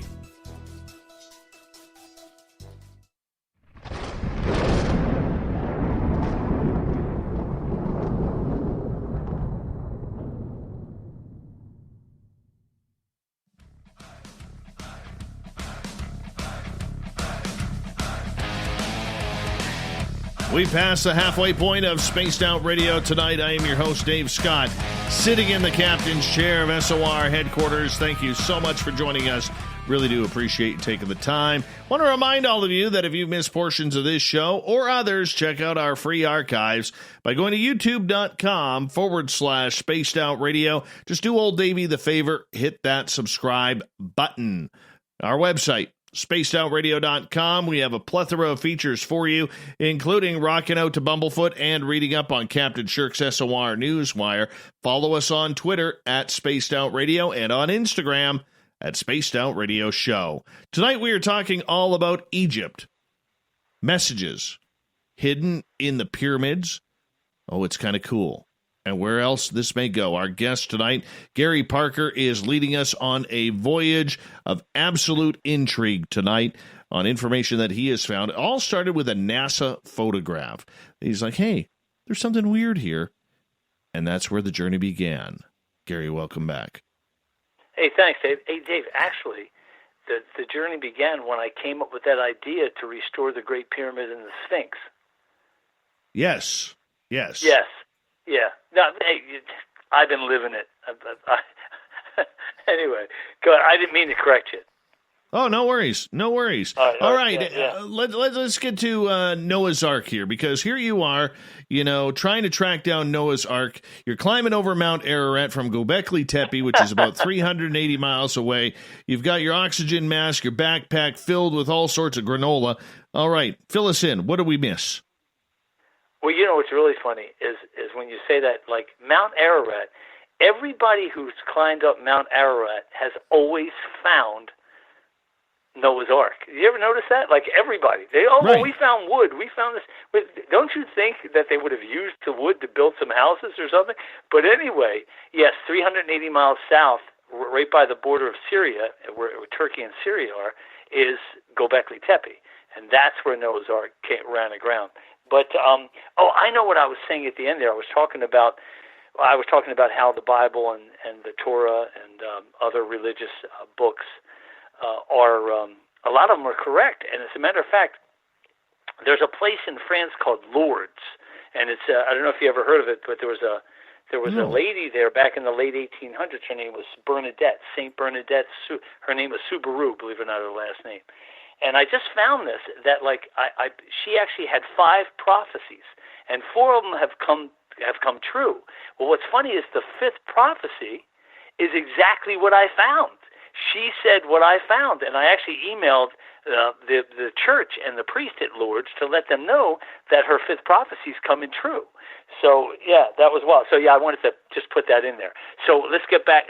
So Saint Bernadette Subaru of Lourdes in France, because she actually had a vision. She saw the Virgin Mary or something like that in a cave or a grotto, and what she said and she died I think it was in 1920 or 1916 or something. But her 5th prophecy has come true. So anyway, back to Noah's Ark. So what happens is I start finding this stuff, and I like I said, I drew Noah's Ark and I drew what I saw and everything. But the coolest thing was this. And like I said, this was because of the NASA photo and because of what the voice had told me in Jerusalem. What happened was the Gobekli Tepe temple was built to be seen from space. Yes, it was built to be used. There was a lot of reasons why they used the temple, a lot of reasons. But the main thing was that it was to be seen from space. And you might say, well, why would it be seen from space? Because it's gigantic. The temple is gigantic. Well, what happens is it was an SOS signal. Let's face it. If you were on an ark and you're in the middle of nowhere and you're surrounded by water and you get on dry land, and you build this temple, and you're still, maybe it took you a couple of years to build it, and you're still surrounded by water because of the flood, you want to get the heck off this planet. So what happens is I found a photo on it's called Zoom Earth. You ever heard of Zoom Earth, Dave? No. So what happens is Zoom Earth. See, I just want to make sure that you're not asleep. Are you talking Google Earth or Zoom Earth? Google Earth or Zoom Earth? No, Zoom Earth. So what happens is I go to Zoom Earth and I Google a photo from 2013 of Gobekli Tepe. So what happened? Now you got to remember that Gobekli Tepe in 2015 they built a roof over the temple, like they had unearthed a bunch of the area and they built a roof over it. So what happens is I go to 2013 where there was no roof. So all of a sudden, remember how I told you guys that when I would tilt the laptop back, faces would appear, or buildings would appear, or words would appear. Okay. So what I did was I went to Gobekli Tepe on the satellite photo. I tilted back, and a man's face pops out of the unearthed area that doesn't have a roof on it of Gobekli Tepe, a face. And the face is a guy who looks like he's about 40, but his skin is it's snow white. It's like bright white. It's like not human white, even though he has human features, and his hair is jet black. I actually sent you that photo, Dave, so if you have a chance, take a look at it. It's not, I sent you the photo, and I had an artist draw the face after he saw it. He goes, Gary, let me draw this. He goes, that's Noah. Well, that's why I call Gobekli Tepe I call it the Noah signal. It's Noah showing that, hey, come get us out of here. Okay, because I know in the Bible and all this other kind of stuff in Genesis, it says that God told Noah that he and his family were going to live, they were going to start the earth over again. I think he had enough of water, and he wanted to get the hell off of this rock. So anyway, if like I said, if your listeners want to see the photo, I can always email it to them, or I can post it somewhere where they can look at it, and they can see Noah's face from Gobekli Tepe. So yeah, it's exciting. All right. So what did Noah's Ark look like from the angle that you saw it? Oh, it's right on pillar number 43. So if your listeners Google pillar number 43, just look at the photo and you'll see a huge bird that represents El, who is God, and you'll see he has his left wing out, and he has a little ball on top of his wing, and then this huge kind of round diamond-shaped.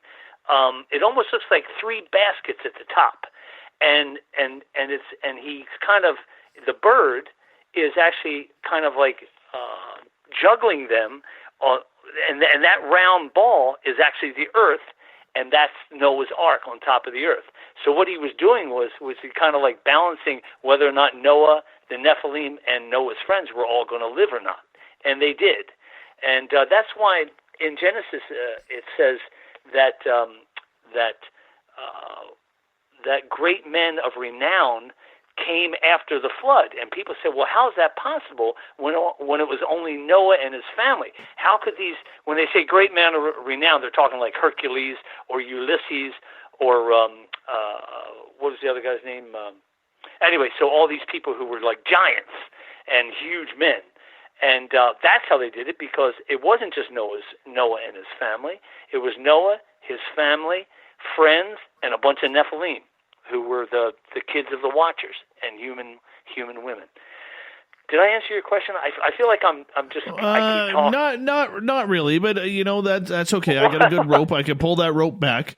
All right, good Canadian hemp-made rope. Anyways, okay. Noah, I'm trying to pick out here how Pillar 43 has anything to do with finding Noah's Ark, because I'm seeing a bird holding a ball, which I'm going to assume is the sun, and then I see what looks to be a scorpion. It's the earth. Okay, it's the earth. Okay, and above the earth, on the kind of just above the earth, you'll see like that. Do you see those three baskets? They look like three baskets. Yes. But then it kind of tapers down into like a diamond shape.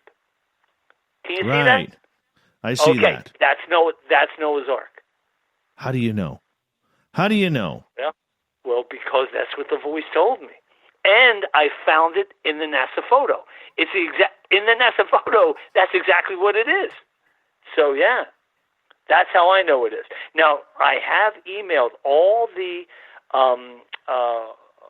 archaeologists that worked on Gobekli Tepe. I've emailed them all this. Naturally, they emailed me back. They said, "You're out of your mind." And I said, "Yes, but you don't know what it is."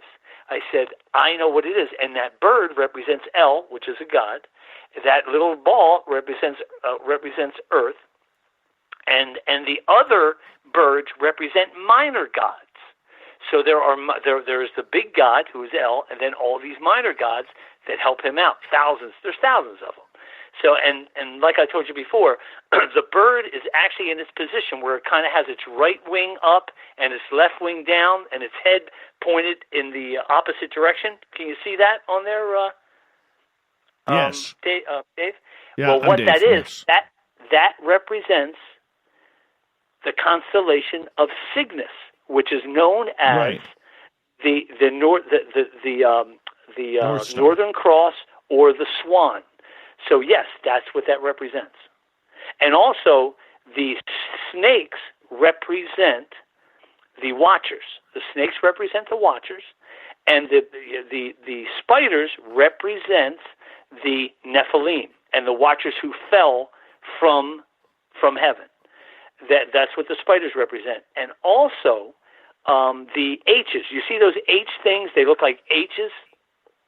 Can you see that at all? It looks like an H. Yeah, can you see those? No. Okay, I'm looking. Where am I looking?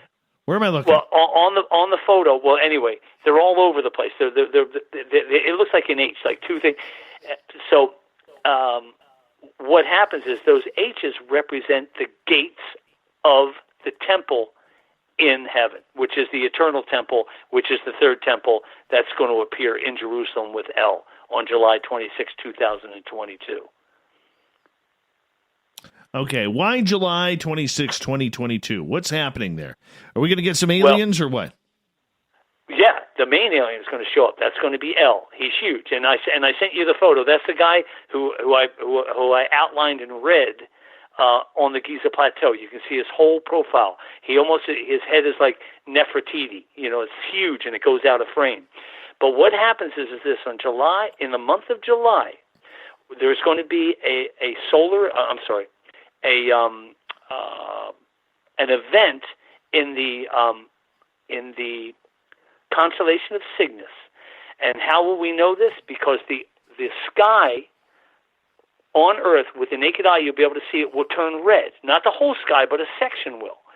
And astronomers have actually figured out that this is going to happen in July of 2022. This is their calling card. And if you want to read about the event that's going to happen,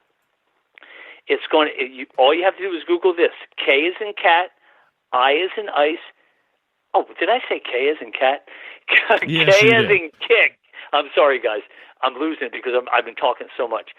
It's KIC, which is K is in kick, I is in ice, C is in cat, 983. Oh, hang on, I wrote it down. 983-2227. That's KIC 983-2227. Google that, and you'll read what the astronomers have found. That this is going to it's going to be a what's it called when two stars collide? A supernova. Nice. It's going to be a supernova in the Cygnus constellation, and we're going to be able to see it with our naked eye, and a certain part of the sky will turn red. That will be El's calling card. Even though they're here now, what that will do, that will announce that I've been telling the truth, and that they're going to show up in Jerusalem. They're going to appear in Jerusalem on July 26th. Dude, what if it doesn't happen? Well, if it doesn't happen, well, then I'll be really, really, really depressed. But if you and your listeners and all the thousands of people I've talked to look at the NASA photo, they will see everything anyway. So, yes, it will be really depressing because I plan on being there on July 26, 2022. So I really want it to happen. But if it doesn't happen, we'll still have the NASA You're going to be in Jerusalem? Photo. You're going to be in Jerusalem in July 26, 2022. Okay, so what do you expect to see there? Do you expect to see God or some aliens running around, maybe a few graves, shaking hands, welcoming, maybe a welcome parade? And I won't attend parades. That's one of my pet peeves in life is parades, man. I hate parades. Yeah. Hate them. Well, I do hate parades too, but I do like that one in what's it called, the Macy's Day Parade. If you're in New York watching it from an apartment, it's really fun. So anyway, so back to Jerusalem. No, there's a woman. I think what will happen is a lot of people will be terrified, and when it shows up, it's going to show up. There's a movie called The Day the Earth Stood Still. It was a remake from the 50s. Keanu Reeves did it. I think it was in 2007 or 2008. And what it was this giant ball. It almost looked like a globe. And it comes down to Earth, and it lands in Central Park. But it's gigantic, and it's spinning, and it almost looks like it's a huge crystal globe. And that's what it's going to look like. And what will happen is only certain people. There's a thing in Moses' time. They had a thing called the Sanhedrin, and the Sanhedrin were these elders that Moses selected to help handle the people from the Exodus, and also talk to God and stuff. But they were kind of the governing body. What will happen is there's a Sanhedrin in Jerusalem now. And what will happen is they, and hopefully me, will be permitted to enter this ball of light that will show up on the Temple Mount. And it's going to be massive, so it would actually be over the Temple Mount and also the city of David and almost over all of Jerusalem. And hopefully I'll be able to enter, I'm hoping, and so will some of the guys from the Sanhedrin, some of the rabbis. So that's what I'm hoping. So you're hoping to get the golden ticket here to enter this when they come down on July 26, 2022. So pretty much being like you want to be the Richard Dreyfuss of this Jerusalem incident, much like what happened at Close Encounters of the Third Kind. Well, you know what's really funny? I don't have a family, but if I was Richard Dreyfuss in that movie, I would have never left my family. He had 3 kids, and little kids, and a wife. How can you? I would not leave with the aliens. I just wouldn't do it because I would say, "Oh my God, I got a responsibility. I got kids." All of a sudden, he's out flying around the universe, and his kids are growing up without a dad. That's not nice. You gotta go. Anyway. When the aliens call, you gotta go. You gotta go. Anyway, but then I thought to myself, well, what if he left for 2 years, but when he comes back, it's only been a week, and he's got all these powers. You know what I mean? So there's the sequel. We're still waiting for it. We are still waiting for it. Yeah, I know. So back to Jerusalem. What I'm hoping that's what will happen. I really am. And I'm not afraid at all. I can't wait for it to happen. As a matter of fact, though, as you know, on July 26th, 2016, I was down at the river, and and Elle showed up with a couple of, cherubims. So I know what they look like. I'm not afraid. I can't wait for it to happen. I'm totally excited about it. And what will happen, though, Dave, is that the El and his people will be in Jerusalem. They will give everything to the Jewish people first. Yes, they're the chosen people. And you might say, well, why are they the chosen people? Well, it's a long story. You might not have enough time. But what happens is they will, and this is what I think will happen. Now, they didn't tell me this, but I'm pretty sure this is what will happen. These beings deal in souls. They deal in souls. That's how we evolve.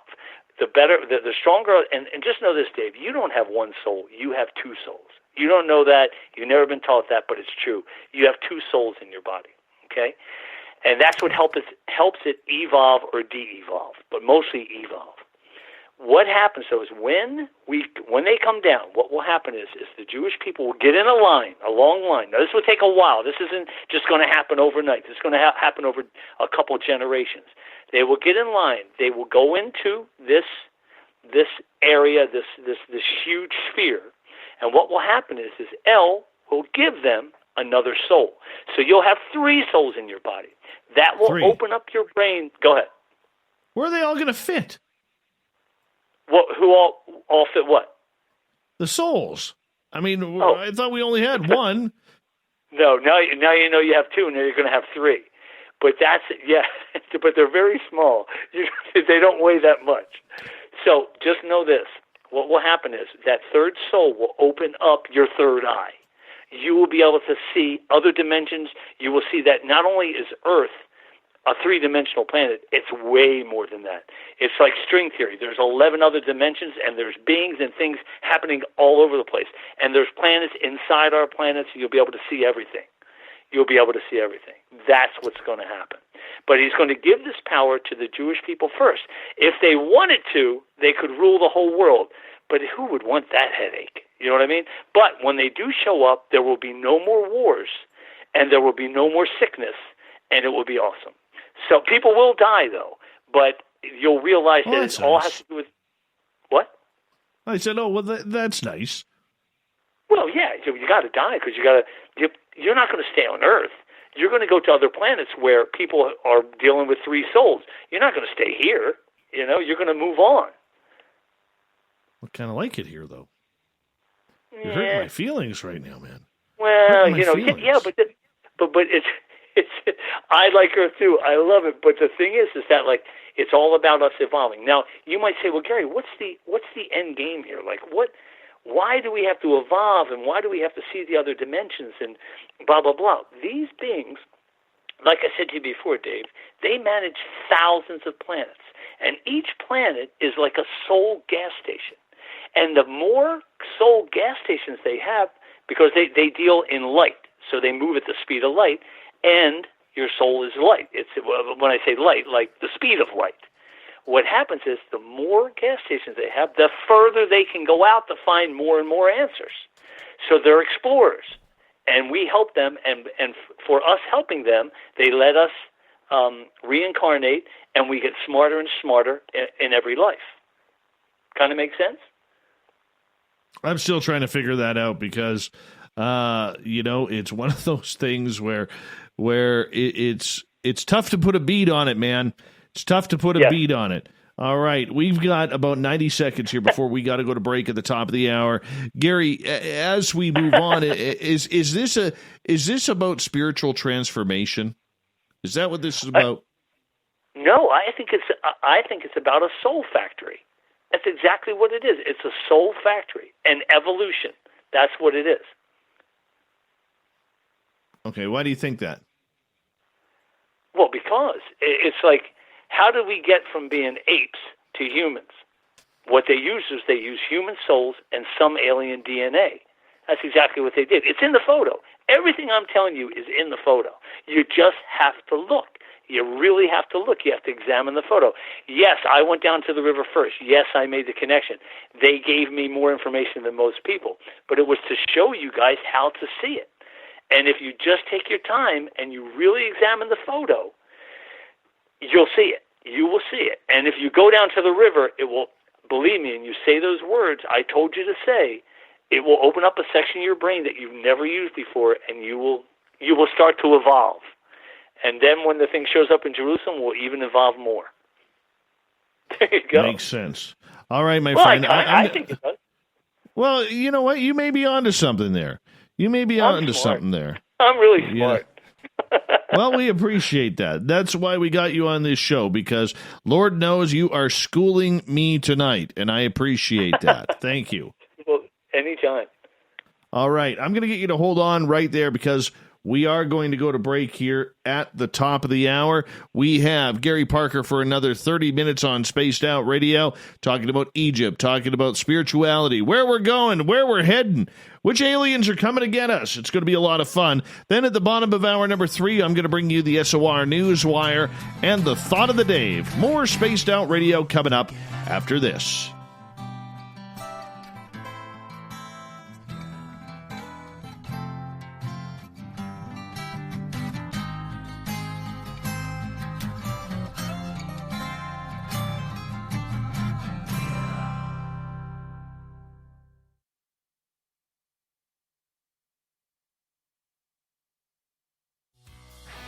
Hi there, this is the paranormal lawyer Michael W. Hall. I'd like to invite you to listen in each Sunday night where we're going to open up your eyes to everything strange and paranormal. I will be hosting some great guests with topics that affect us all, such as UFOs, ghosts, and everything paranormal. Let's learn together on Spaced Out Radio Sunday with myself, Michael W. Hall, the paranormal lawyer at spacedoutradio.com. I'm feeling a little spicy tonight. What to do? What to do? Why not get bumblefuck? 4 million Scoville units of pure hard rock. Bumblefoot hot sauces come in 3 flavors. The burning bumble. Tone it down a bit with Bumblicious and throw the sauce on everything. Spice it up. Bumble me, baby. Bumblefoot hot sauce. Get it today at kajans.com. We are scouring the world for the most intriguing stories of your day. Take the time to read up on the SOR Newswire, where our team, led by Captain Shirk, will deliver to you some of the best paranormal and supernatural news, along with some stories that will blow your mind from the weird to the wacky. It's the news outside the news that piques interest, and that's what we're looking to deliver to you. The SOR Newswire, only at spacedoutradio.com. The party is always on at the Moose Vancouver. The Moose Vancouver is where you want to be when visiting Canada's West Coast. Open until 2 a.m. nightly, the Moose cranks up the rock while serving some of the best rated food in the city. The menu starts at $6.95. Why party anywhere else in Vancouver when the Moose is right there? Get your horns up and rock with the Moose, the official party bar of Spaced Out Radio. Hey, space travelers, this is John Resig, founder of the Chive and Chive Charities. If you know anything about our website, you'd know we like to do things a little differently. We're not some faceless organization collecting money for a nebulous cause. Our donor dollars go directly toward life-improving items. Then we give those items directly to an underdog who needs it most. To become a donor with Spaced Out Radio's official charity, Chive Charities, just go to chivecharities.org/donate. Hello, space travelers. It's me again, Carl. Don't forget to join the Space Travelers Club for just $5 a month and follow Spaced Out Radio on Twitter at Spaced Out Radio. Our Instagram, Dave Scott SOR. Our Facebook page is Spaced Out Radio Show. Our archives are free at youtube.com/Spaced Out Radio. Come woo it up with Spaced Out Radio today. Bye!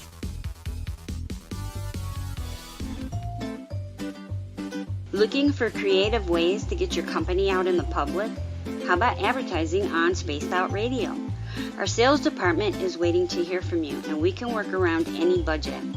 From commercial spots to banners to special promotions, there are many opportunities to get your name and product out to our SOR listeners.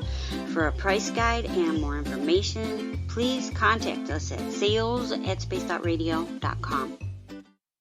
Hello, this is your guitar man, Ron Bumblefoot Thal, and I have to tell you, I love the response I get for Little Brother is Watching from Spaced Out Radio fans. It's amazing how music can inspire and make people think deeper about what's going on in the supernatural world. You can head over to my website, bumblefoot.com, to check out my music, my guitar workshops, my touring, even check out some of the hot sauces that I'm working on. And make sure you keep on listening, because with Spaced Out Radio, you know Little Brother is watching. We're adding to the entertainment online for Spaced Out Radio. I'm Amber Beckrud, and I want to invite you to subscribe to our YouTube channel and check out Cryptid Tales, where I will take you on a journey into some of the strangest legends and lore from around the world, relaying the stories to you of the strange creatures and experiences that people have had throughout time. You can find Cryptid Tales at youtube.com/Spaced Out Radio. And while you're there, don't forget to check out our free archives and leave a comment. See you there.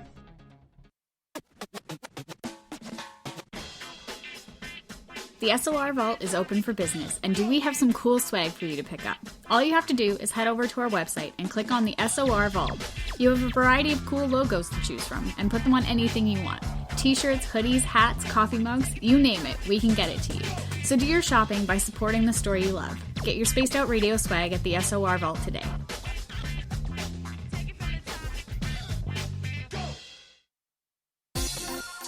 For the price of 1 cup of coffee a month, you can become an SOR Space Traveler.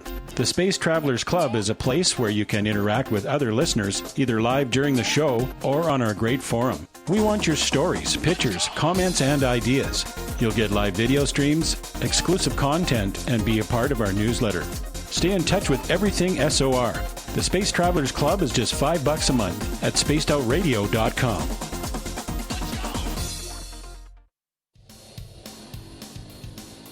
We all know on Spaced Out Radio we love a good beard and mustache, so why not take care of your facial hair with Mighty Moose Beard Oil? Made in Canada, we're taking care of beards and stashes around the world. We use 100% natural ingredients with our oils and balms to make your whiskers feel silky smooth. Use promo code SOR2019 at MightyMooseBeard.com today.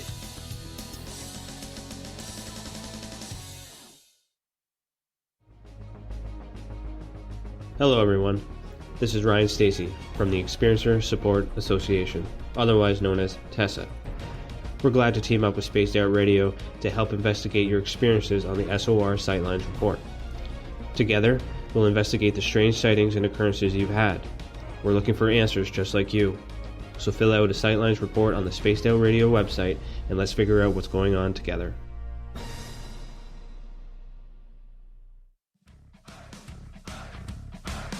Would you like to connect with us?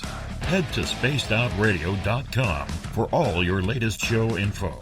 Now, back to Dave Scott and SOR. Here we go, all stretched and limbered for hour number 3 of Spaced Out Radio tonight.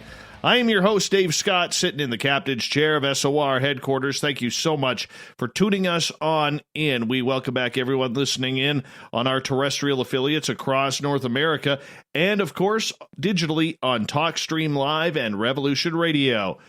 Don't forget you can check out all of our archives for free by going to youtube.com/Spaced Out Radio. Just do me the favor, hit that subscribe button. The Desert Clam has set the password for tonight in the SOR Space Travelers Club. Disquisition. Disquisition is your password. Use it wisely, Space Travelers, as the Clam sets a password each and every night right here on Spaced Out Radio. Our website is spacedoutradio.com, where we have a plethora of features for you, including rocking out to Bumblefoot and reading up on Captain Shirk's SOR Newswire. Follow us on Twitter at Spaced Out Radio and on Instagram at Spaced Out Radio Show. For the final time tonight, we introduce our guest, Gary Parker. We've been talking Egypt. We've been talking Noah's Ark. We've been talking spirituality. How does it all connect? Gary thinks he's figured it out, and that's why we got him on here tonight. Gary, welcome back. Hey, thanks a lot, Dave. And I want you to know that I already got some emails from Xavier, Xavier, Xavier, Xavier. Is that how you pronounce that? Xavier. Xavier, my bad. Xavier Morelis, Mireles, and Brett Lewis. So, yeah, guys, I'll send you the photos, I promise. I can't do it during the show, but I will send it to you tomorrow morning. I promise. But thank you, guys.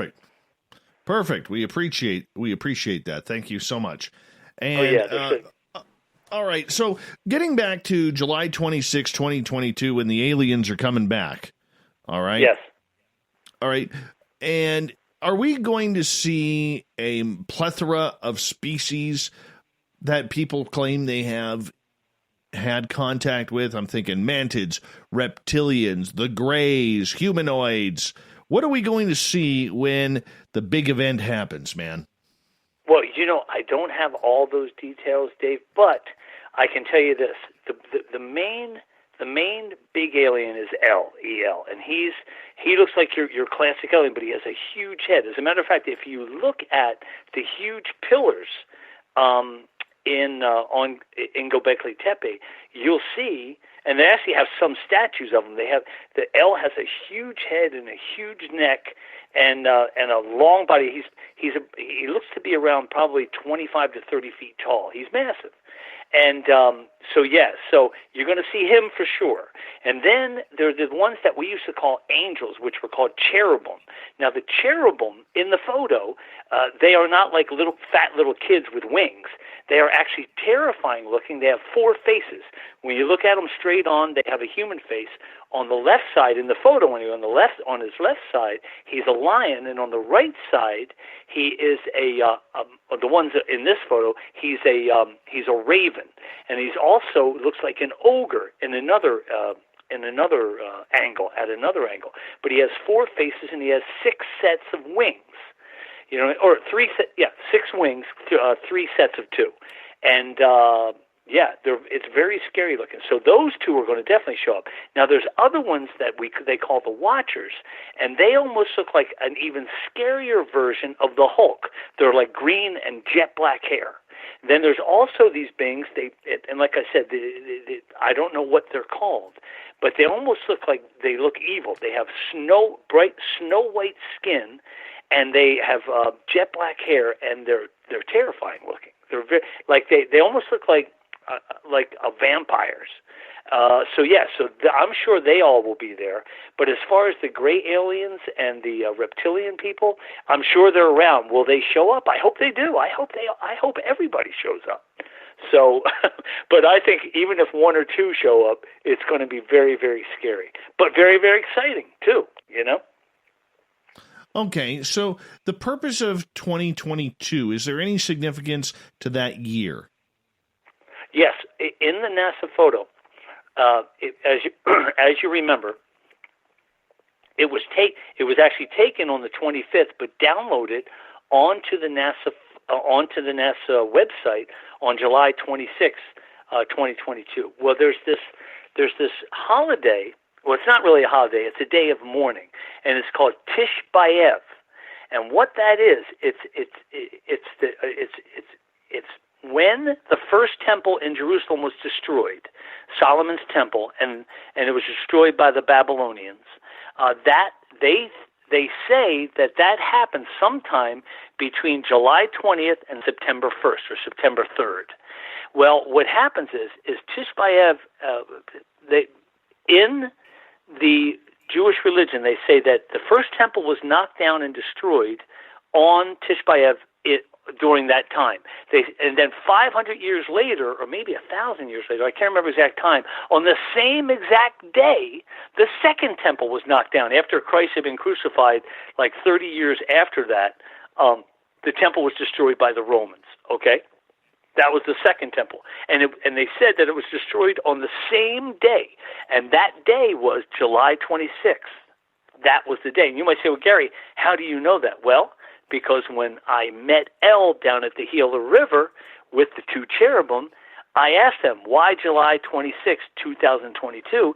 They said, because the first temple and second temple fell on July 26th, back, BC and AD. So that's, and then in the NASA photo, written in Hebrew, ancient Hebrew, is that date, July 26, 2022. Like I said, Tish B'Av. So, and they just celebrated that. It's going to be celebrated. They just celebrated that like a couple weeks ago, or a week ago. So, that was a big Jewish. It's not a holiday; it's a day of mourning. So now, because you've heard that expression that when God returns, that it's going to be terrifying when God shows up. Well, it is going to be terrifying because we've never seen it before. Ancient people saw it, like Enoch and Methuselah and Noah.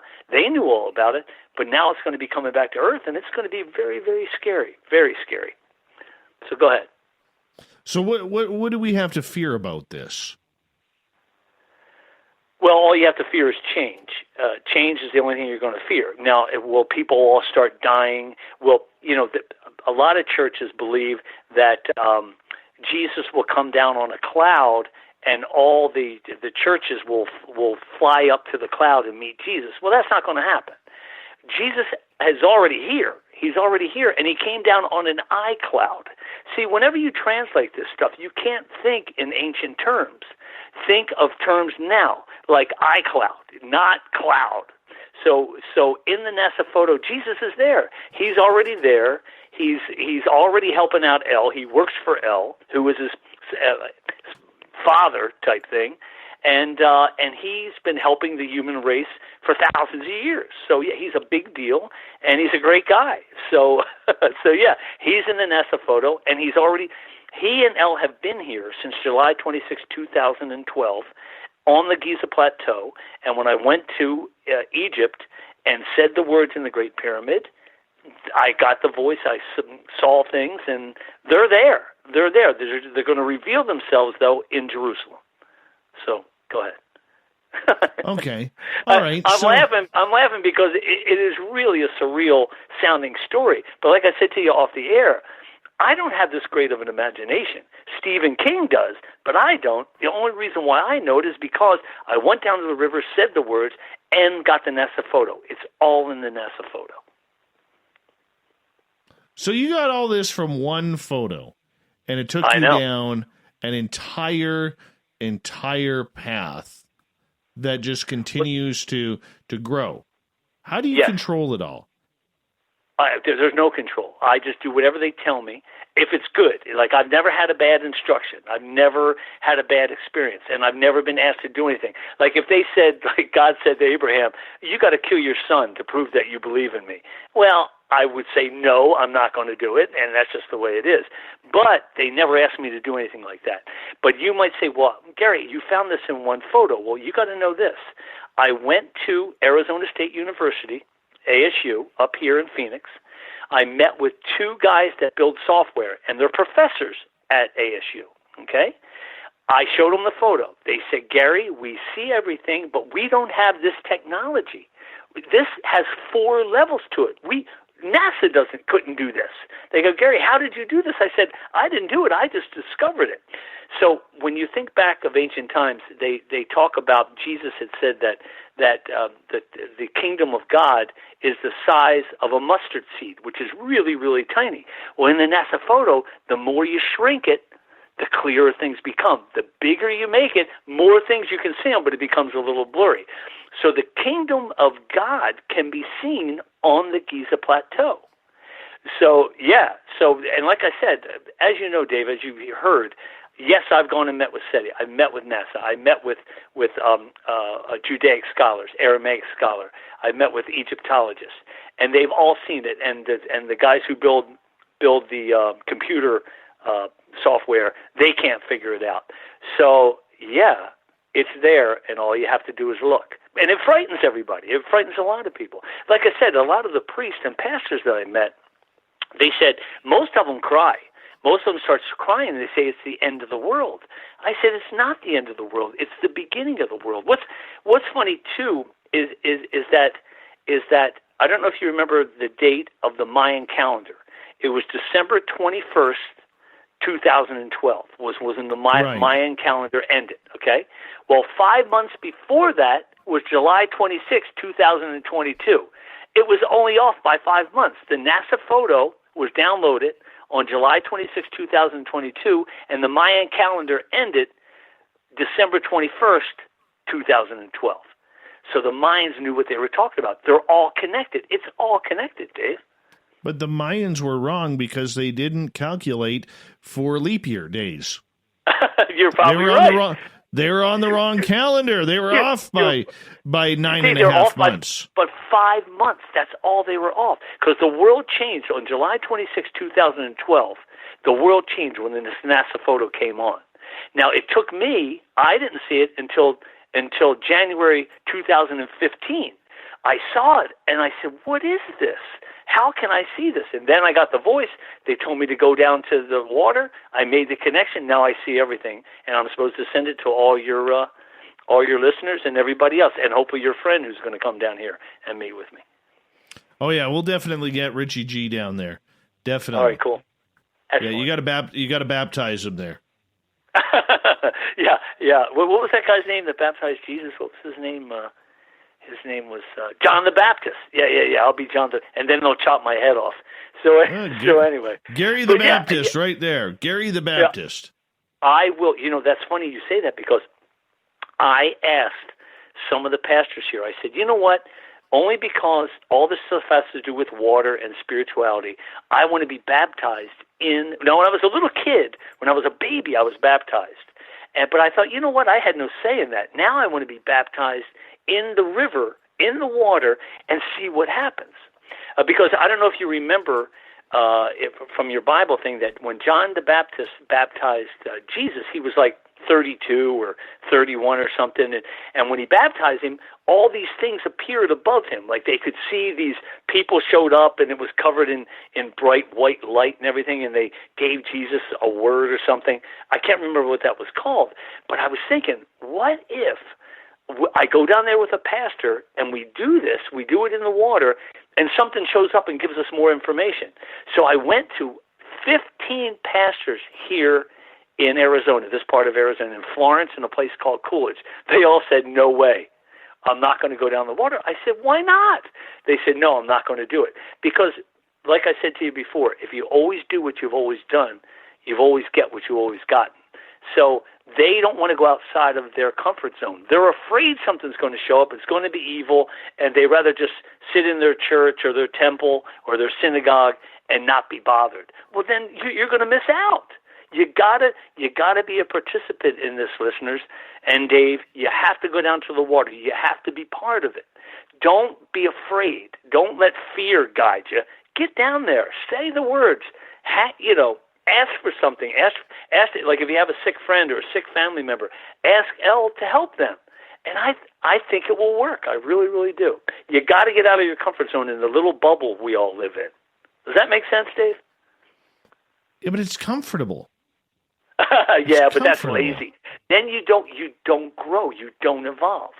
Because then you're stagnant. You just sit and say the same things and talk about the same things. This will open up a part of your brain, and it will be exciting because there's so much more out there.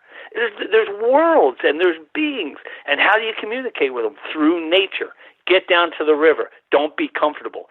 Be thirsty. Be hungry. Like that commercial. Stay thirsty, my friends. You know what I mean? Oh, true. I am the most interesting man in the world. All right, go. Anyway, right. Dave, even though I'm laughing, I'm dead serious. I want your listeners not to be comfortable. I do got to get back to the fact of what by chance do you do if you're wrong? That's okay. I don't mind if I'm wrong. If I'm wrong, but everybody will see the NASA photo. They'll still see everything in the photo. And let's say, oh, my God, they didn't show up, but everything's sure. Maybe they're going to show up at another time. Maybe Gary was wrong. Okay, I could definitely be wrong. There's no doubt. But they'll have the NASA photo, and plus I can also show you Noah and his face. So I can show you that, and you'll see it. And like I said, your friend comes down, I'll show him firsthand. We'll meet here in Arizona, in Florence, and he'll see everything. I promise.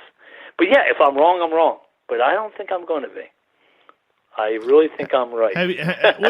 What's the escape plan? Because don't forget. I mean, in a different situation, okay, there's been people calling for the end of the world for the last 50 years, and guess what?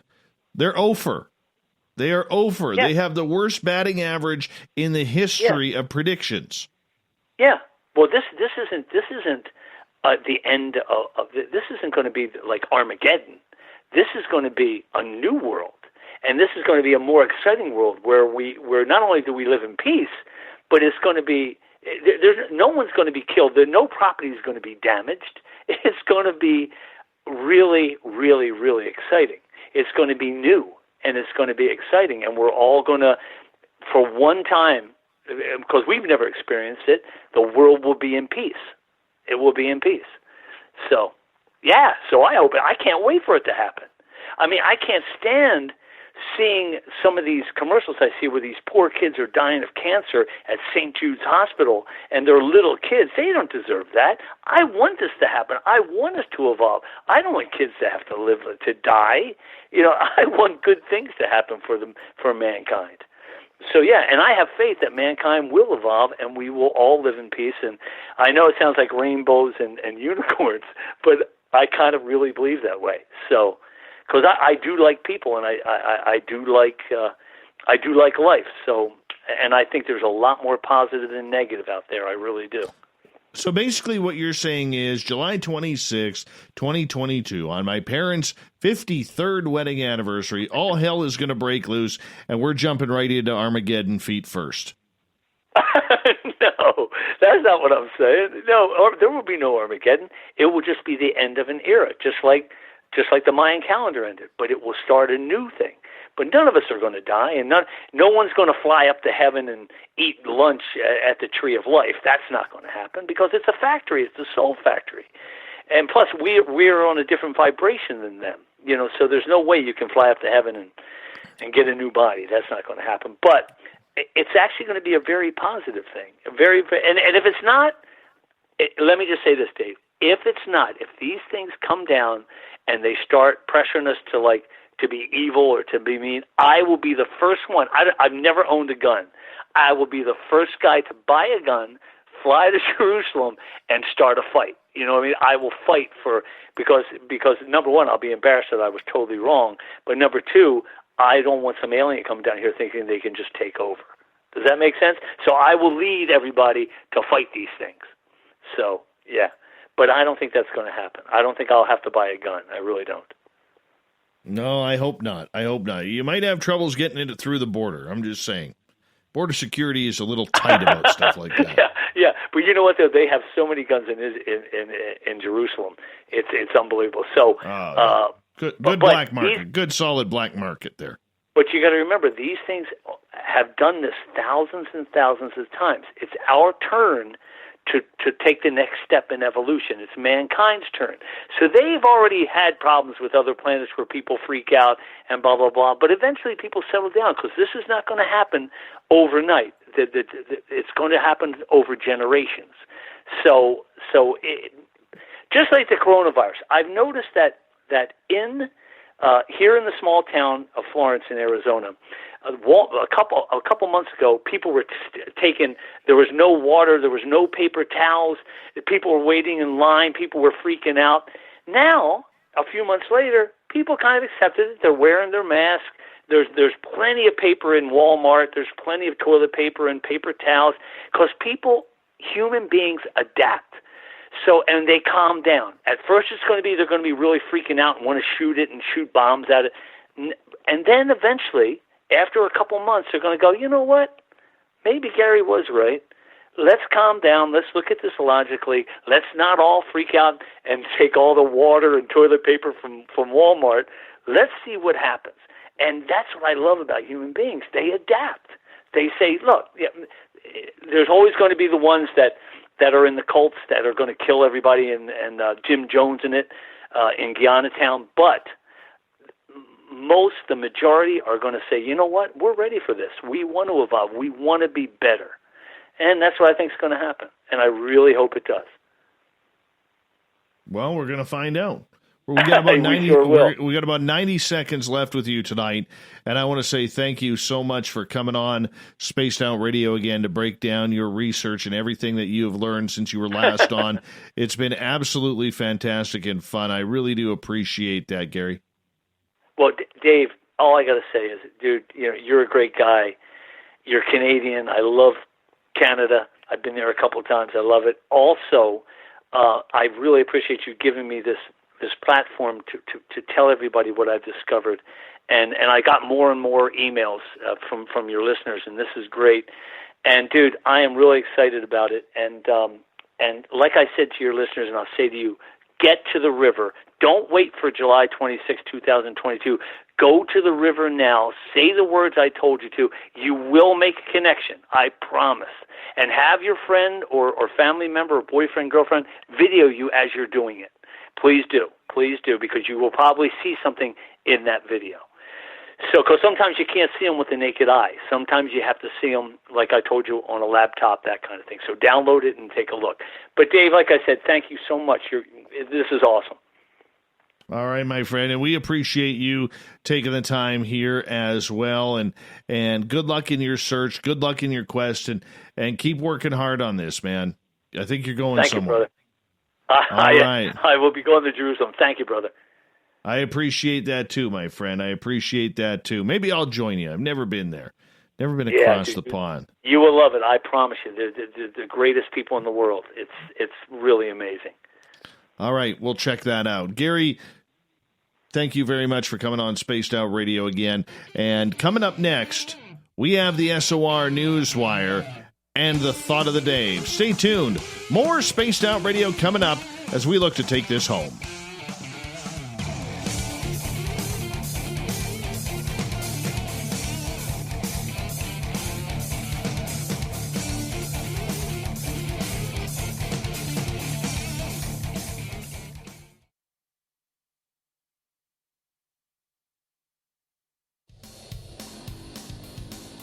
We all know on Spaced Out Radio we love a good beard and mustache, so why not take care of your facial hair with Mighty Moose Beard Oil? Made in Canada, we're taking care of beards and stashes around the world. We use 100% natural ingredients with our oils and balms to make your whiskers feel silky smooth. Use promo code SOR2019 at mightymoosebeard.com today.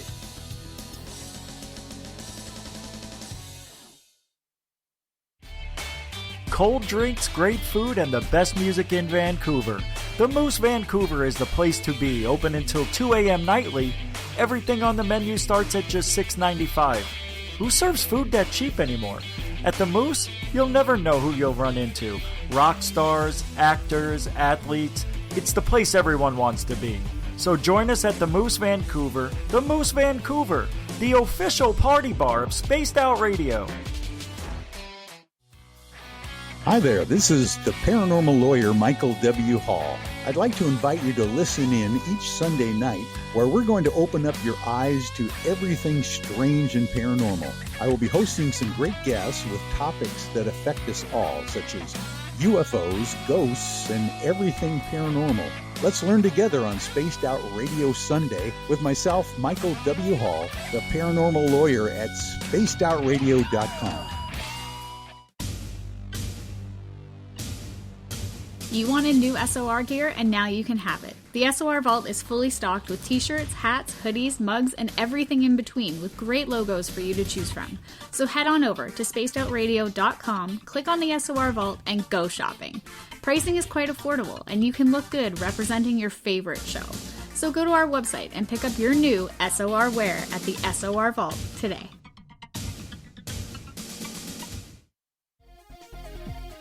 Hello, Space Travelers. It's me again, Carl.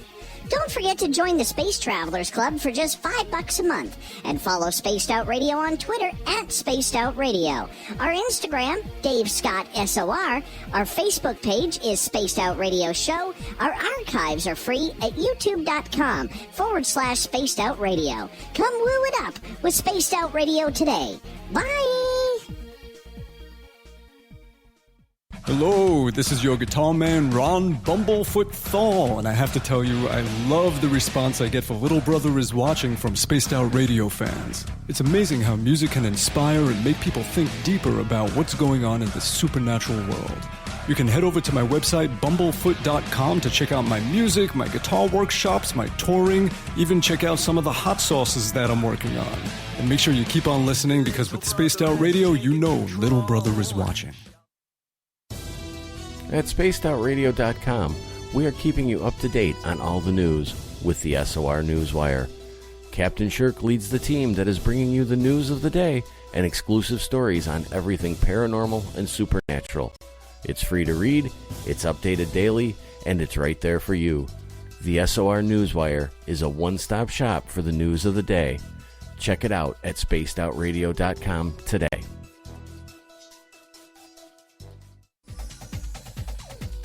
Hey everybody, the SOR Space Travelers is open. For just $5 a month, you can hang out with Dave and our crew privately in our members-only section. With your signing, you'll receive newsletters on what's going on with Spaced Out Radio. You'll have direct contact with the host during the show in our chat, live streaming videos, and a great forum for your posts and more. Become a space traveler now at spacedoutradio.com.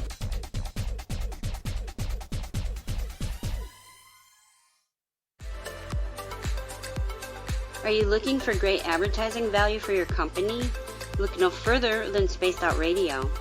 We have a multitude of places to get your name out there, including commercial ads during the show, special promotions, and banners on our website. Our audience is proven to support the companies that support our show. We can make your budget work for you. So for more information, please contact us at sales@spacedoutradio.com. Hey Spaced Out Radio fans, it's John Resig, founder of the Chive and Chive Charities. Our goal is to make the life of veterans, first responders, and those with rare medical conditions 10% happier. We do this by donating one grant item, ranging from vans to therapy programs to prosthetic limbs, to those who need it most. To contribute to Spaced Out Radio's official charity, head over to chivecharities.org and become a donor today. If you like it hot, real hot.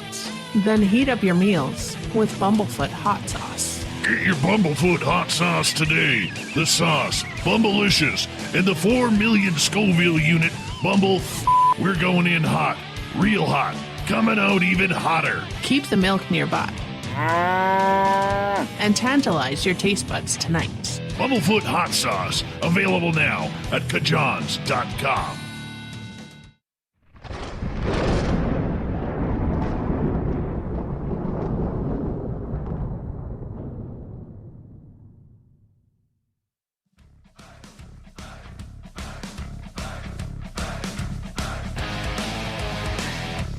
We've rounded third. We're heading for home tonight on Spaced Out Radio. I am your host, Dave Scott, hanging out with all of you tonight. No place I'd rather be because this is so much fun. And I mean that. That's not even sarcasm there.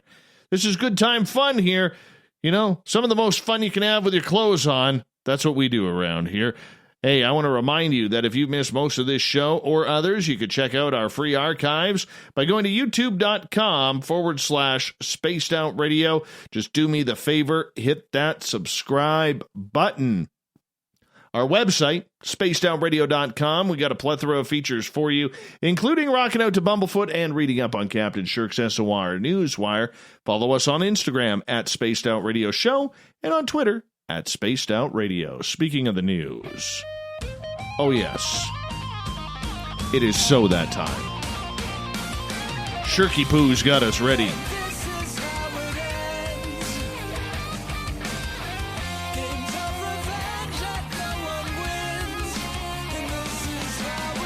The news is always changing, which is why we bring you the SOR Newswire at the back end of every show, where we get to the weird, the strange, the wacky, and sometimes the great work. Yes, John Greenwald from the Black Vault published this today. And this is a pretty good article. I'm not going to lie. You should check it on out. Go to our website. We got it pinned up there for you. The year 2020 has brought a global pandemic, major earthquakes, a massive explosion in Beirut, and even the acknowledgement of UFO reality by the U.S. Navy. But things got a little more bizarre when the New York Times published bombshell revelations about off-world vehicles and even showed a slide from the Pentagon's secret UFO program, which appeared to have solidified the claim. But in a statement given directly to the Black Vault, the Pentagon denies use of that slide in any official capacity and says off-world vehicles do not fit into the official position of the United States government. The slide was not used by the DoD in any briefing on this subject. It does not represent the department's position, said Pentagon spokesperson Suzanne Goff. She just, she's so negative all the time, Suzanne Goff is. Suzanne, if you're listening to this, okay, cheer up a little bit. Give us some positivity on the aliens already, okay? Way too negative. Always deny, deny, deny. She goes on to say, the slide appears to be one used by a subcontractor, Hal Putoff, who had worked under the OSAP contract in briefings by the subcontractor, Hal Putoff, after ATIP ended. The single slide Goff is referring to was printed in the New York Times on July 28, 2020, as part of their Times Insider section. The slide broke down information relating to the ATIP program, and it talked about its AAVs, advanced aerial vehicles, that included those from, quote, end quote, off-world.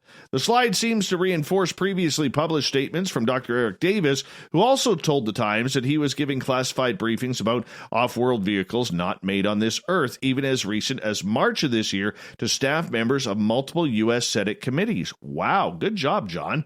Worldwide coverage of these claims quickly ensued after the Times published their piece, which later became marred with multiple corrections, including Harry Reid saying that off-world vehicles may have crashed on Earth. That, of course, has been retracted. Yes. So it goes on to where he quotes Luis Elizondo, who he talked to. All right. Seniors were briefed on these slides by me, but much later on, Elizondo says to the Black Vault. In the early days, if seniors were briefed on these slides, it was all done by the old guard. When Elizondo was asked about the Pentagon's denial, he was not surprised to see what he felt was not the full truth. DoD is only putting out half-truths here. Oh, that's a left sucker punch by Lou there. Right at Susan Goff and the Pentagon. Susan, here we go. Now he's really dropped the gloves. Now Lou's pissed here. Okay, he goes, Susan has no clue who we briefed and on what topics. I know for certain my predecessor had very pointed briefings with very senior personnel, and it's likely included information similar to what's on this slide. Despite the stark differences in claims, Elizondo and the Pentagon do seem to agree on at least one thing. There is no official definition for off-world vehicles. Otherwise UFOs, otherwise UAPs, otherwise bring us some gosh darn aliens already. Let's do this thing, man. Anyways, when asked about the official stance of what the off-world vehicle technology really meant, Elizondo says, there is no official definition in the DoD lexicon that I am aware of defining the term off-world. The Pentagon stated the same, with Goff telling the Black Vault, off-world is not an official term or designation in DoD. At least it's something the two sides can agree on. You know, we were so close to a brouhaha there. You know, reminds me of the old WCW days when the NWO, a.k.a. the Pentagon, was going after all the WCW faces. Yeah. It was that ugly right there. Could have been. Could have been. Let's see it happen. This is where we need a good squared circle with a cage around it. Exactly. You know what I'm saying. A newly inducted police dog in the United Kingdom is already a hero. Why? Set the bar higher for any other dog coming into the force. During his first day on the job, a beautiful German Shepherd named Max found a mother and her 1-year-old child who had been missing for 2 days, according to the police department. Max was leading his human handler, Constable Peter Lloyd, when he discovered the missing mother and baby in a remote area of Powys, a preserved area of Wales. Lloyd then spotted the woman on the edge of a ravine, waving for help. The woman had not been seen or spoken to for a couple of days, which was way out of character, and her phone wasn't working, so naturally concern for her safety was high. According to Inspector Jonathan Rees-Jones, the woman's car was found on a mountain road, so officers knew what location to search. However, there was still a vast area to cover, given the amount of time she had been missing. The Brecon Mountain Rescue Team, joined by a National Police Air Service helicopter and a search expert, had joined the mission, and an hour and a half, they were found. The mother and baby, thank goodness, were safe, cold, but appeared to have no significant injuries or anything along those lines. And yes, the dog getting major praise already. Good job. Good job to that little Max. Well, he's not so little. Gorgeous dog. I love German Shepherds. Love German Shepherds. All right. A growing movement of people who believe that laws do not apply to them threatens police and law enforcement around the world. So-called sovereign citizens believe they are immune from government rules in some cases, including recently in Australia and the United States, have violently confronted police. Coronavirus mitigation measures, including mandatory social distancing and mask wearing, may also be fueling the conspiracy and spreading its message to a global minority that view the deadly pandemic as a hoax. So who are sovereign citizens? Yeah, well, the FBI has described the movement, which lacks any organizational structure, as domestic terrorism in the U.S. and calls followers anti-government extremists who believe that even though they physically reside in a country, they are separate or sovereign from the U.S. The ideology hatched in the 1970s and grew out of the Posse Comitatus, a U.S. anti-government group that contained many followers who were anti-Semitic and believed governments were controlled by the Jews. It rose in prominence in the 1990s alongside the militia movement, says Mark Pitkovich, a researcher for the Anti-Defamation League, who has also followed the movement for 20 years. In the late 1990s, the ideology reached Canada through anti-tax groups before later going to Australia, then the UK, and Ireland. In Australia, police then, this week, attributed a dangerous rise in people resisting lockdown orders, sometimes violently, to the sovereign citizen movement. Victoria Chief Police Commissioner Shane Patton says that officers have been forced to smash the windows of cars and pull people out to provide details after they refuse to answer questions and show documents. Oh, yeah, this is getting ugly. Sovereign citizens and anti-government groups became familiar to people in North America in the 1990s, but any sympathy the wider public may have had towards such movements evaporated after the Oklahoma City attacks. That's because the terrorists there claim to be sovereign citizens. Oh, goodness, this is terrible. This is terrible. You know, what is this all about? So what do sovereign citizens believe? Shirky poo, this is a long story. I could be here all night. Anyways, we're just going to move on. All right. Let's see how much time we got here, because I want to say something. I got a little bit of an issue that I want to share with all of you, especially for those who are parents. Some of the mystery seeds sent from China sprouting up in mailboxes across the U.S. have finally been identified as harmless cooking ingredients, according to federal officials. Researchers were able to put a name to at least 14 of the plant species as of July 29th, including mustard, cabbage, and morning glory, as well as herbs like mint, sage, rosemary, and lavender. Hibiscus and rose were also found. This is just a subset of the samples we've collected so far, says Deputy Administrator Osama El-Lizzi of the USDA's Animal and Plant Health Inspection Service. Residents in all 50 states have recently reported getting these bizarre, unsolicited seed packages, apparently being sent from China. Officials have said that they believe the seeds may have been part of a brushing scam. What the hell is a brushing scam? In which people receive goods they've never ordered and the sender then posts a fake customer review in their name to boost sales. Okay, I guess that's what we know what a brushing scam is there. Now, okay.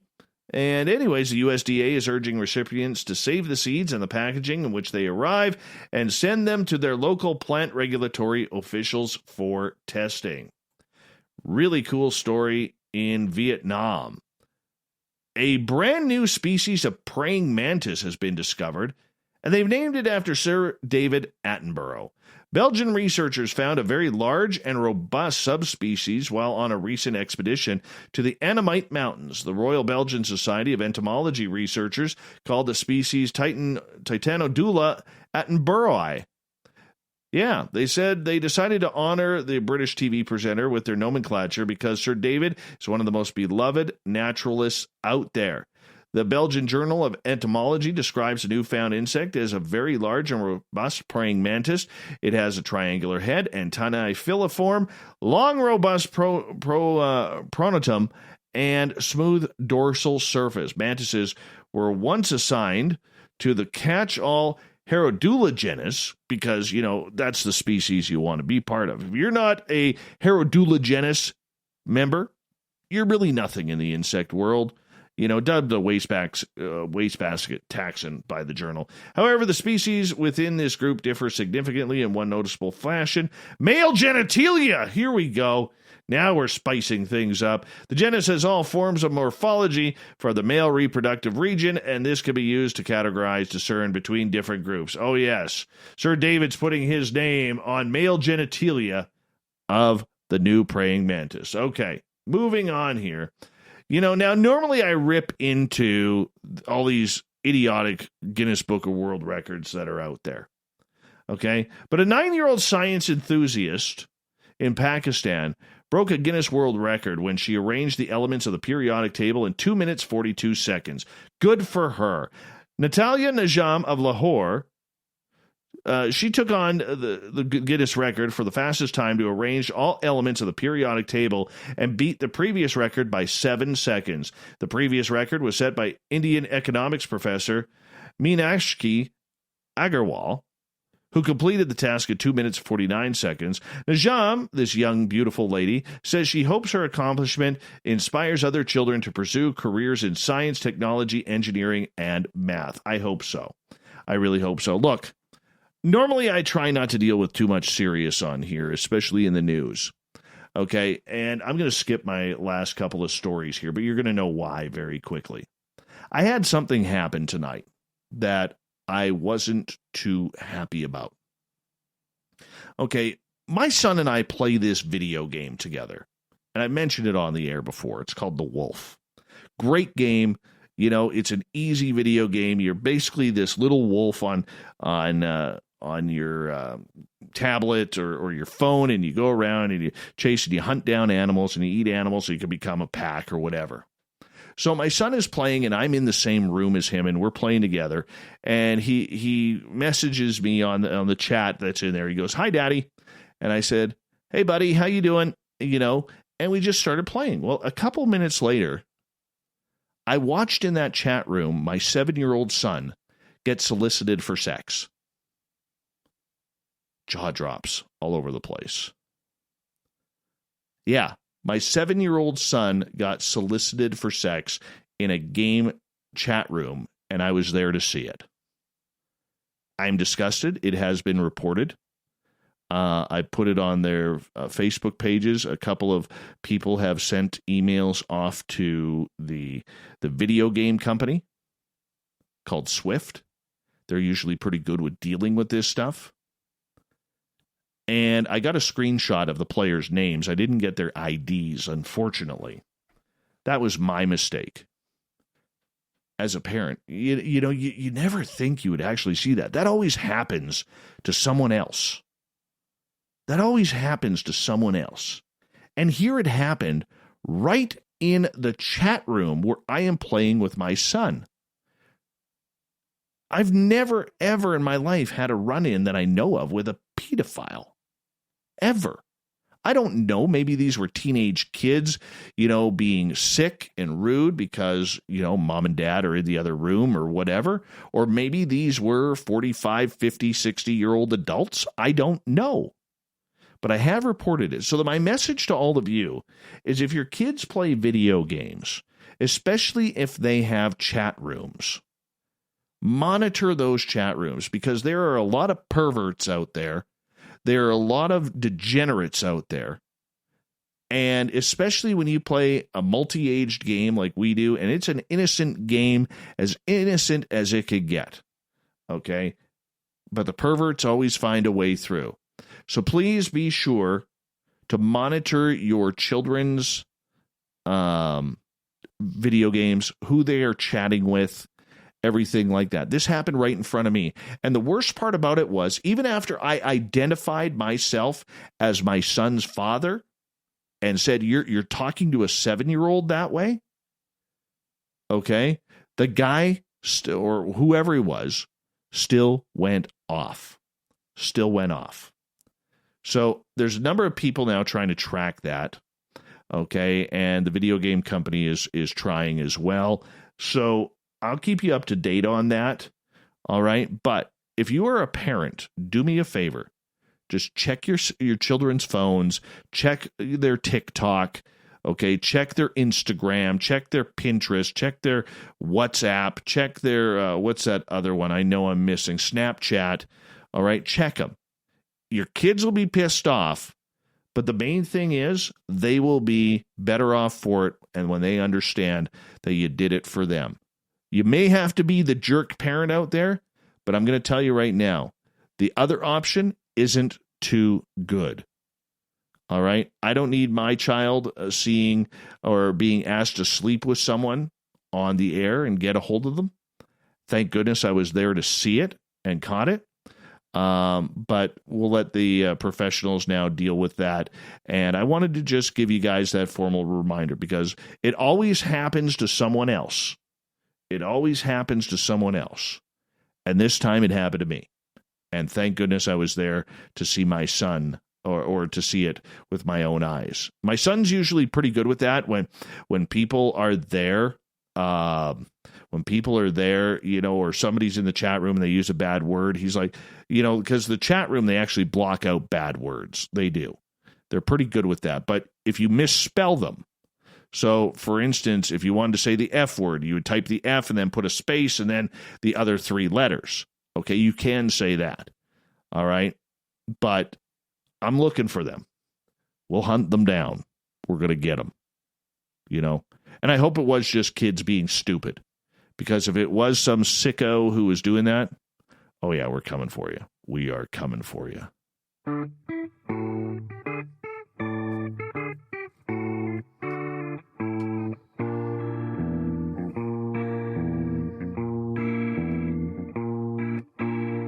Thought of the Dave happens every night at this time, where we ask a question on our Facebook and Twitter pages, then read your responses on the air because we love the audience participation around here. Today's Thought of the Dave is as follows. I don't even know what it is. Here it is. How do you think the pyramids around the world were built? Let's get in a couple. Science Bob kicking things off. The pyramids of Giza have a pair of twins and a spare that are so perfectly twinned that I think it would be hard to do today. It's still a mystery. Brett, definitely the Nephilim. I think everything paranormal starts with them and continues to this day. Gorgeous Kira, sound frequency, and a very advanced ET race. Russell, levitation technology possessed by a non-human population that used aerial vehicles and were forced underground, undersea, or off the planet. H.L. Westlake, star people assisted. Gabe, aliens. Chris, they were built with rocks. I love that answer. Kevin, interactions with aliens made men become smarter at an astonishing rate, culminating in building pyramids to be used as spas to increase Valet Davis post effects. Evan, with a lot of manpower and a lot of money. Chris, prehistoric advanced human civilizations whom we have lost since due to time and their own self-destruction. Ashy, I once heard someone say, by Americans. Boom! That's where we're going to leave it right there. Oh my gosh. Hey, how do you top that? We can't just keep going on that now. The pyramids were once built by Americans. There we go. There we go. Thank you to everybody participating in an abbreviated Thought of the Day. Thank you for letting me rant there a little bit and bringing you the news put together by Captain Shirk, the SOR Newswire, which can be found on our website and our Facebook page, the SOR Newswire, so make sure you give it a thumbs up. Also, a big thank you to Gary Parker for coming on in, breaking down Egypt, breaking down the strange signs that he found, breaking down the Nephilim, breaking down Noah's Ark, breaking down our own spirituality when the aliens arrive on July 26th, 2022. We got Mr. Ron Bumblefoot Thaw rocking in the background with Little Brother is Watching. Bumblefoot is the official music of Spaced Out Radio, rocking us in and out of every single show. Get your horns up for the guitar god himself. Special thanks to everybody listening in at home, at work, in your cars, wherever you may be. Special thanks to everybody listening in on our terrestrial stations. And you know who you are. Yeah, we love you. And, of course, all of our chat room participants, YouTube, Spreaker, LGAB, Rev Radio, Facebook, our Space Travelers Club, and Twitter at #SpacedOutRadio. Remember, this show is copyright by Spaced Out Radio and SOR Media Ventures Limited. Thank you so much for choosing to share your evening with us, because together, my friends, we own the night. Mr. Bumblefoot, we need a favor. We need you to take us home.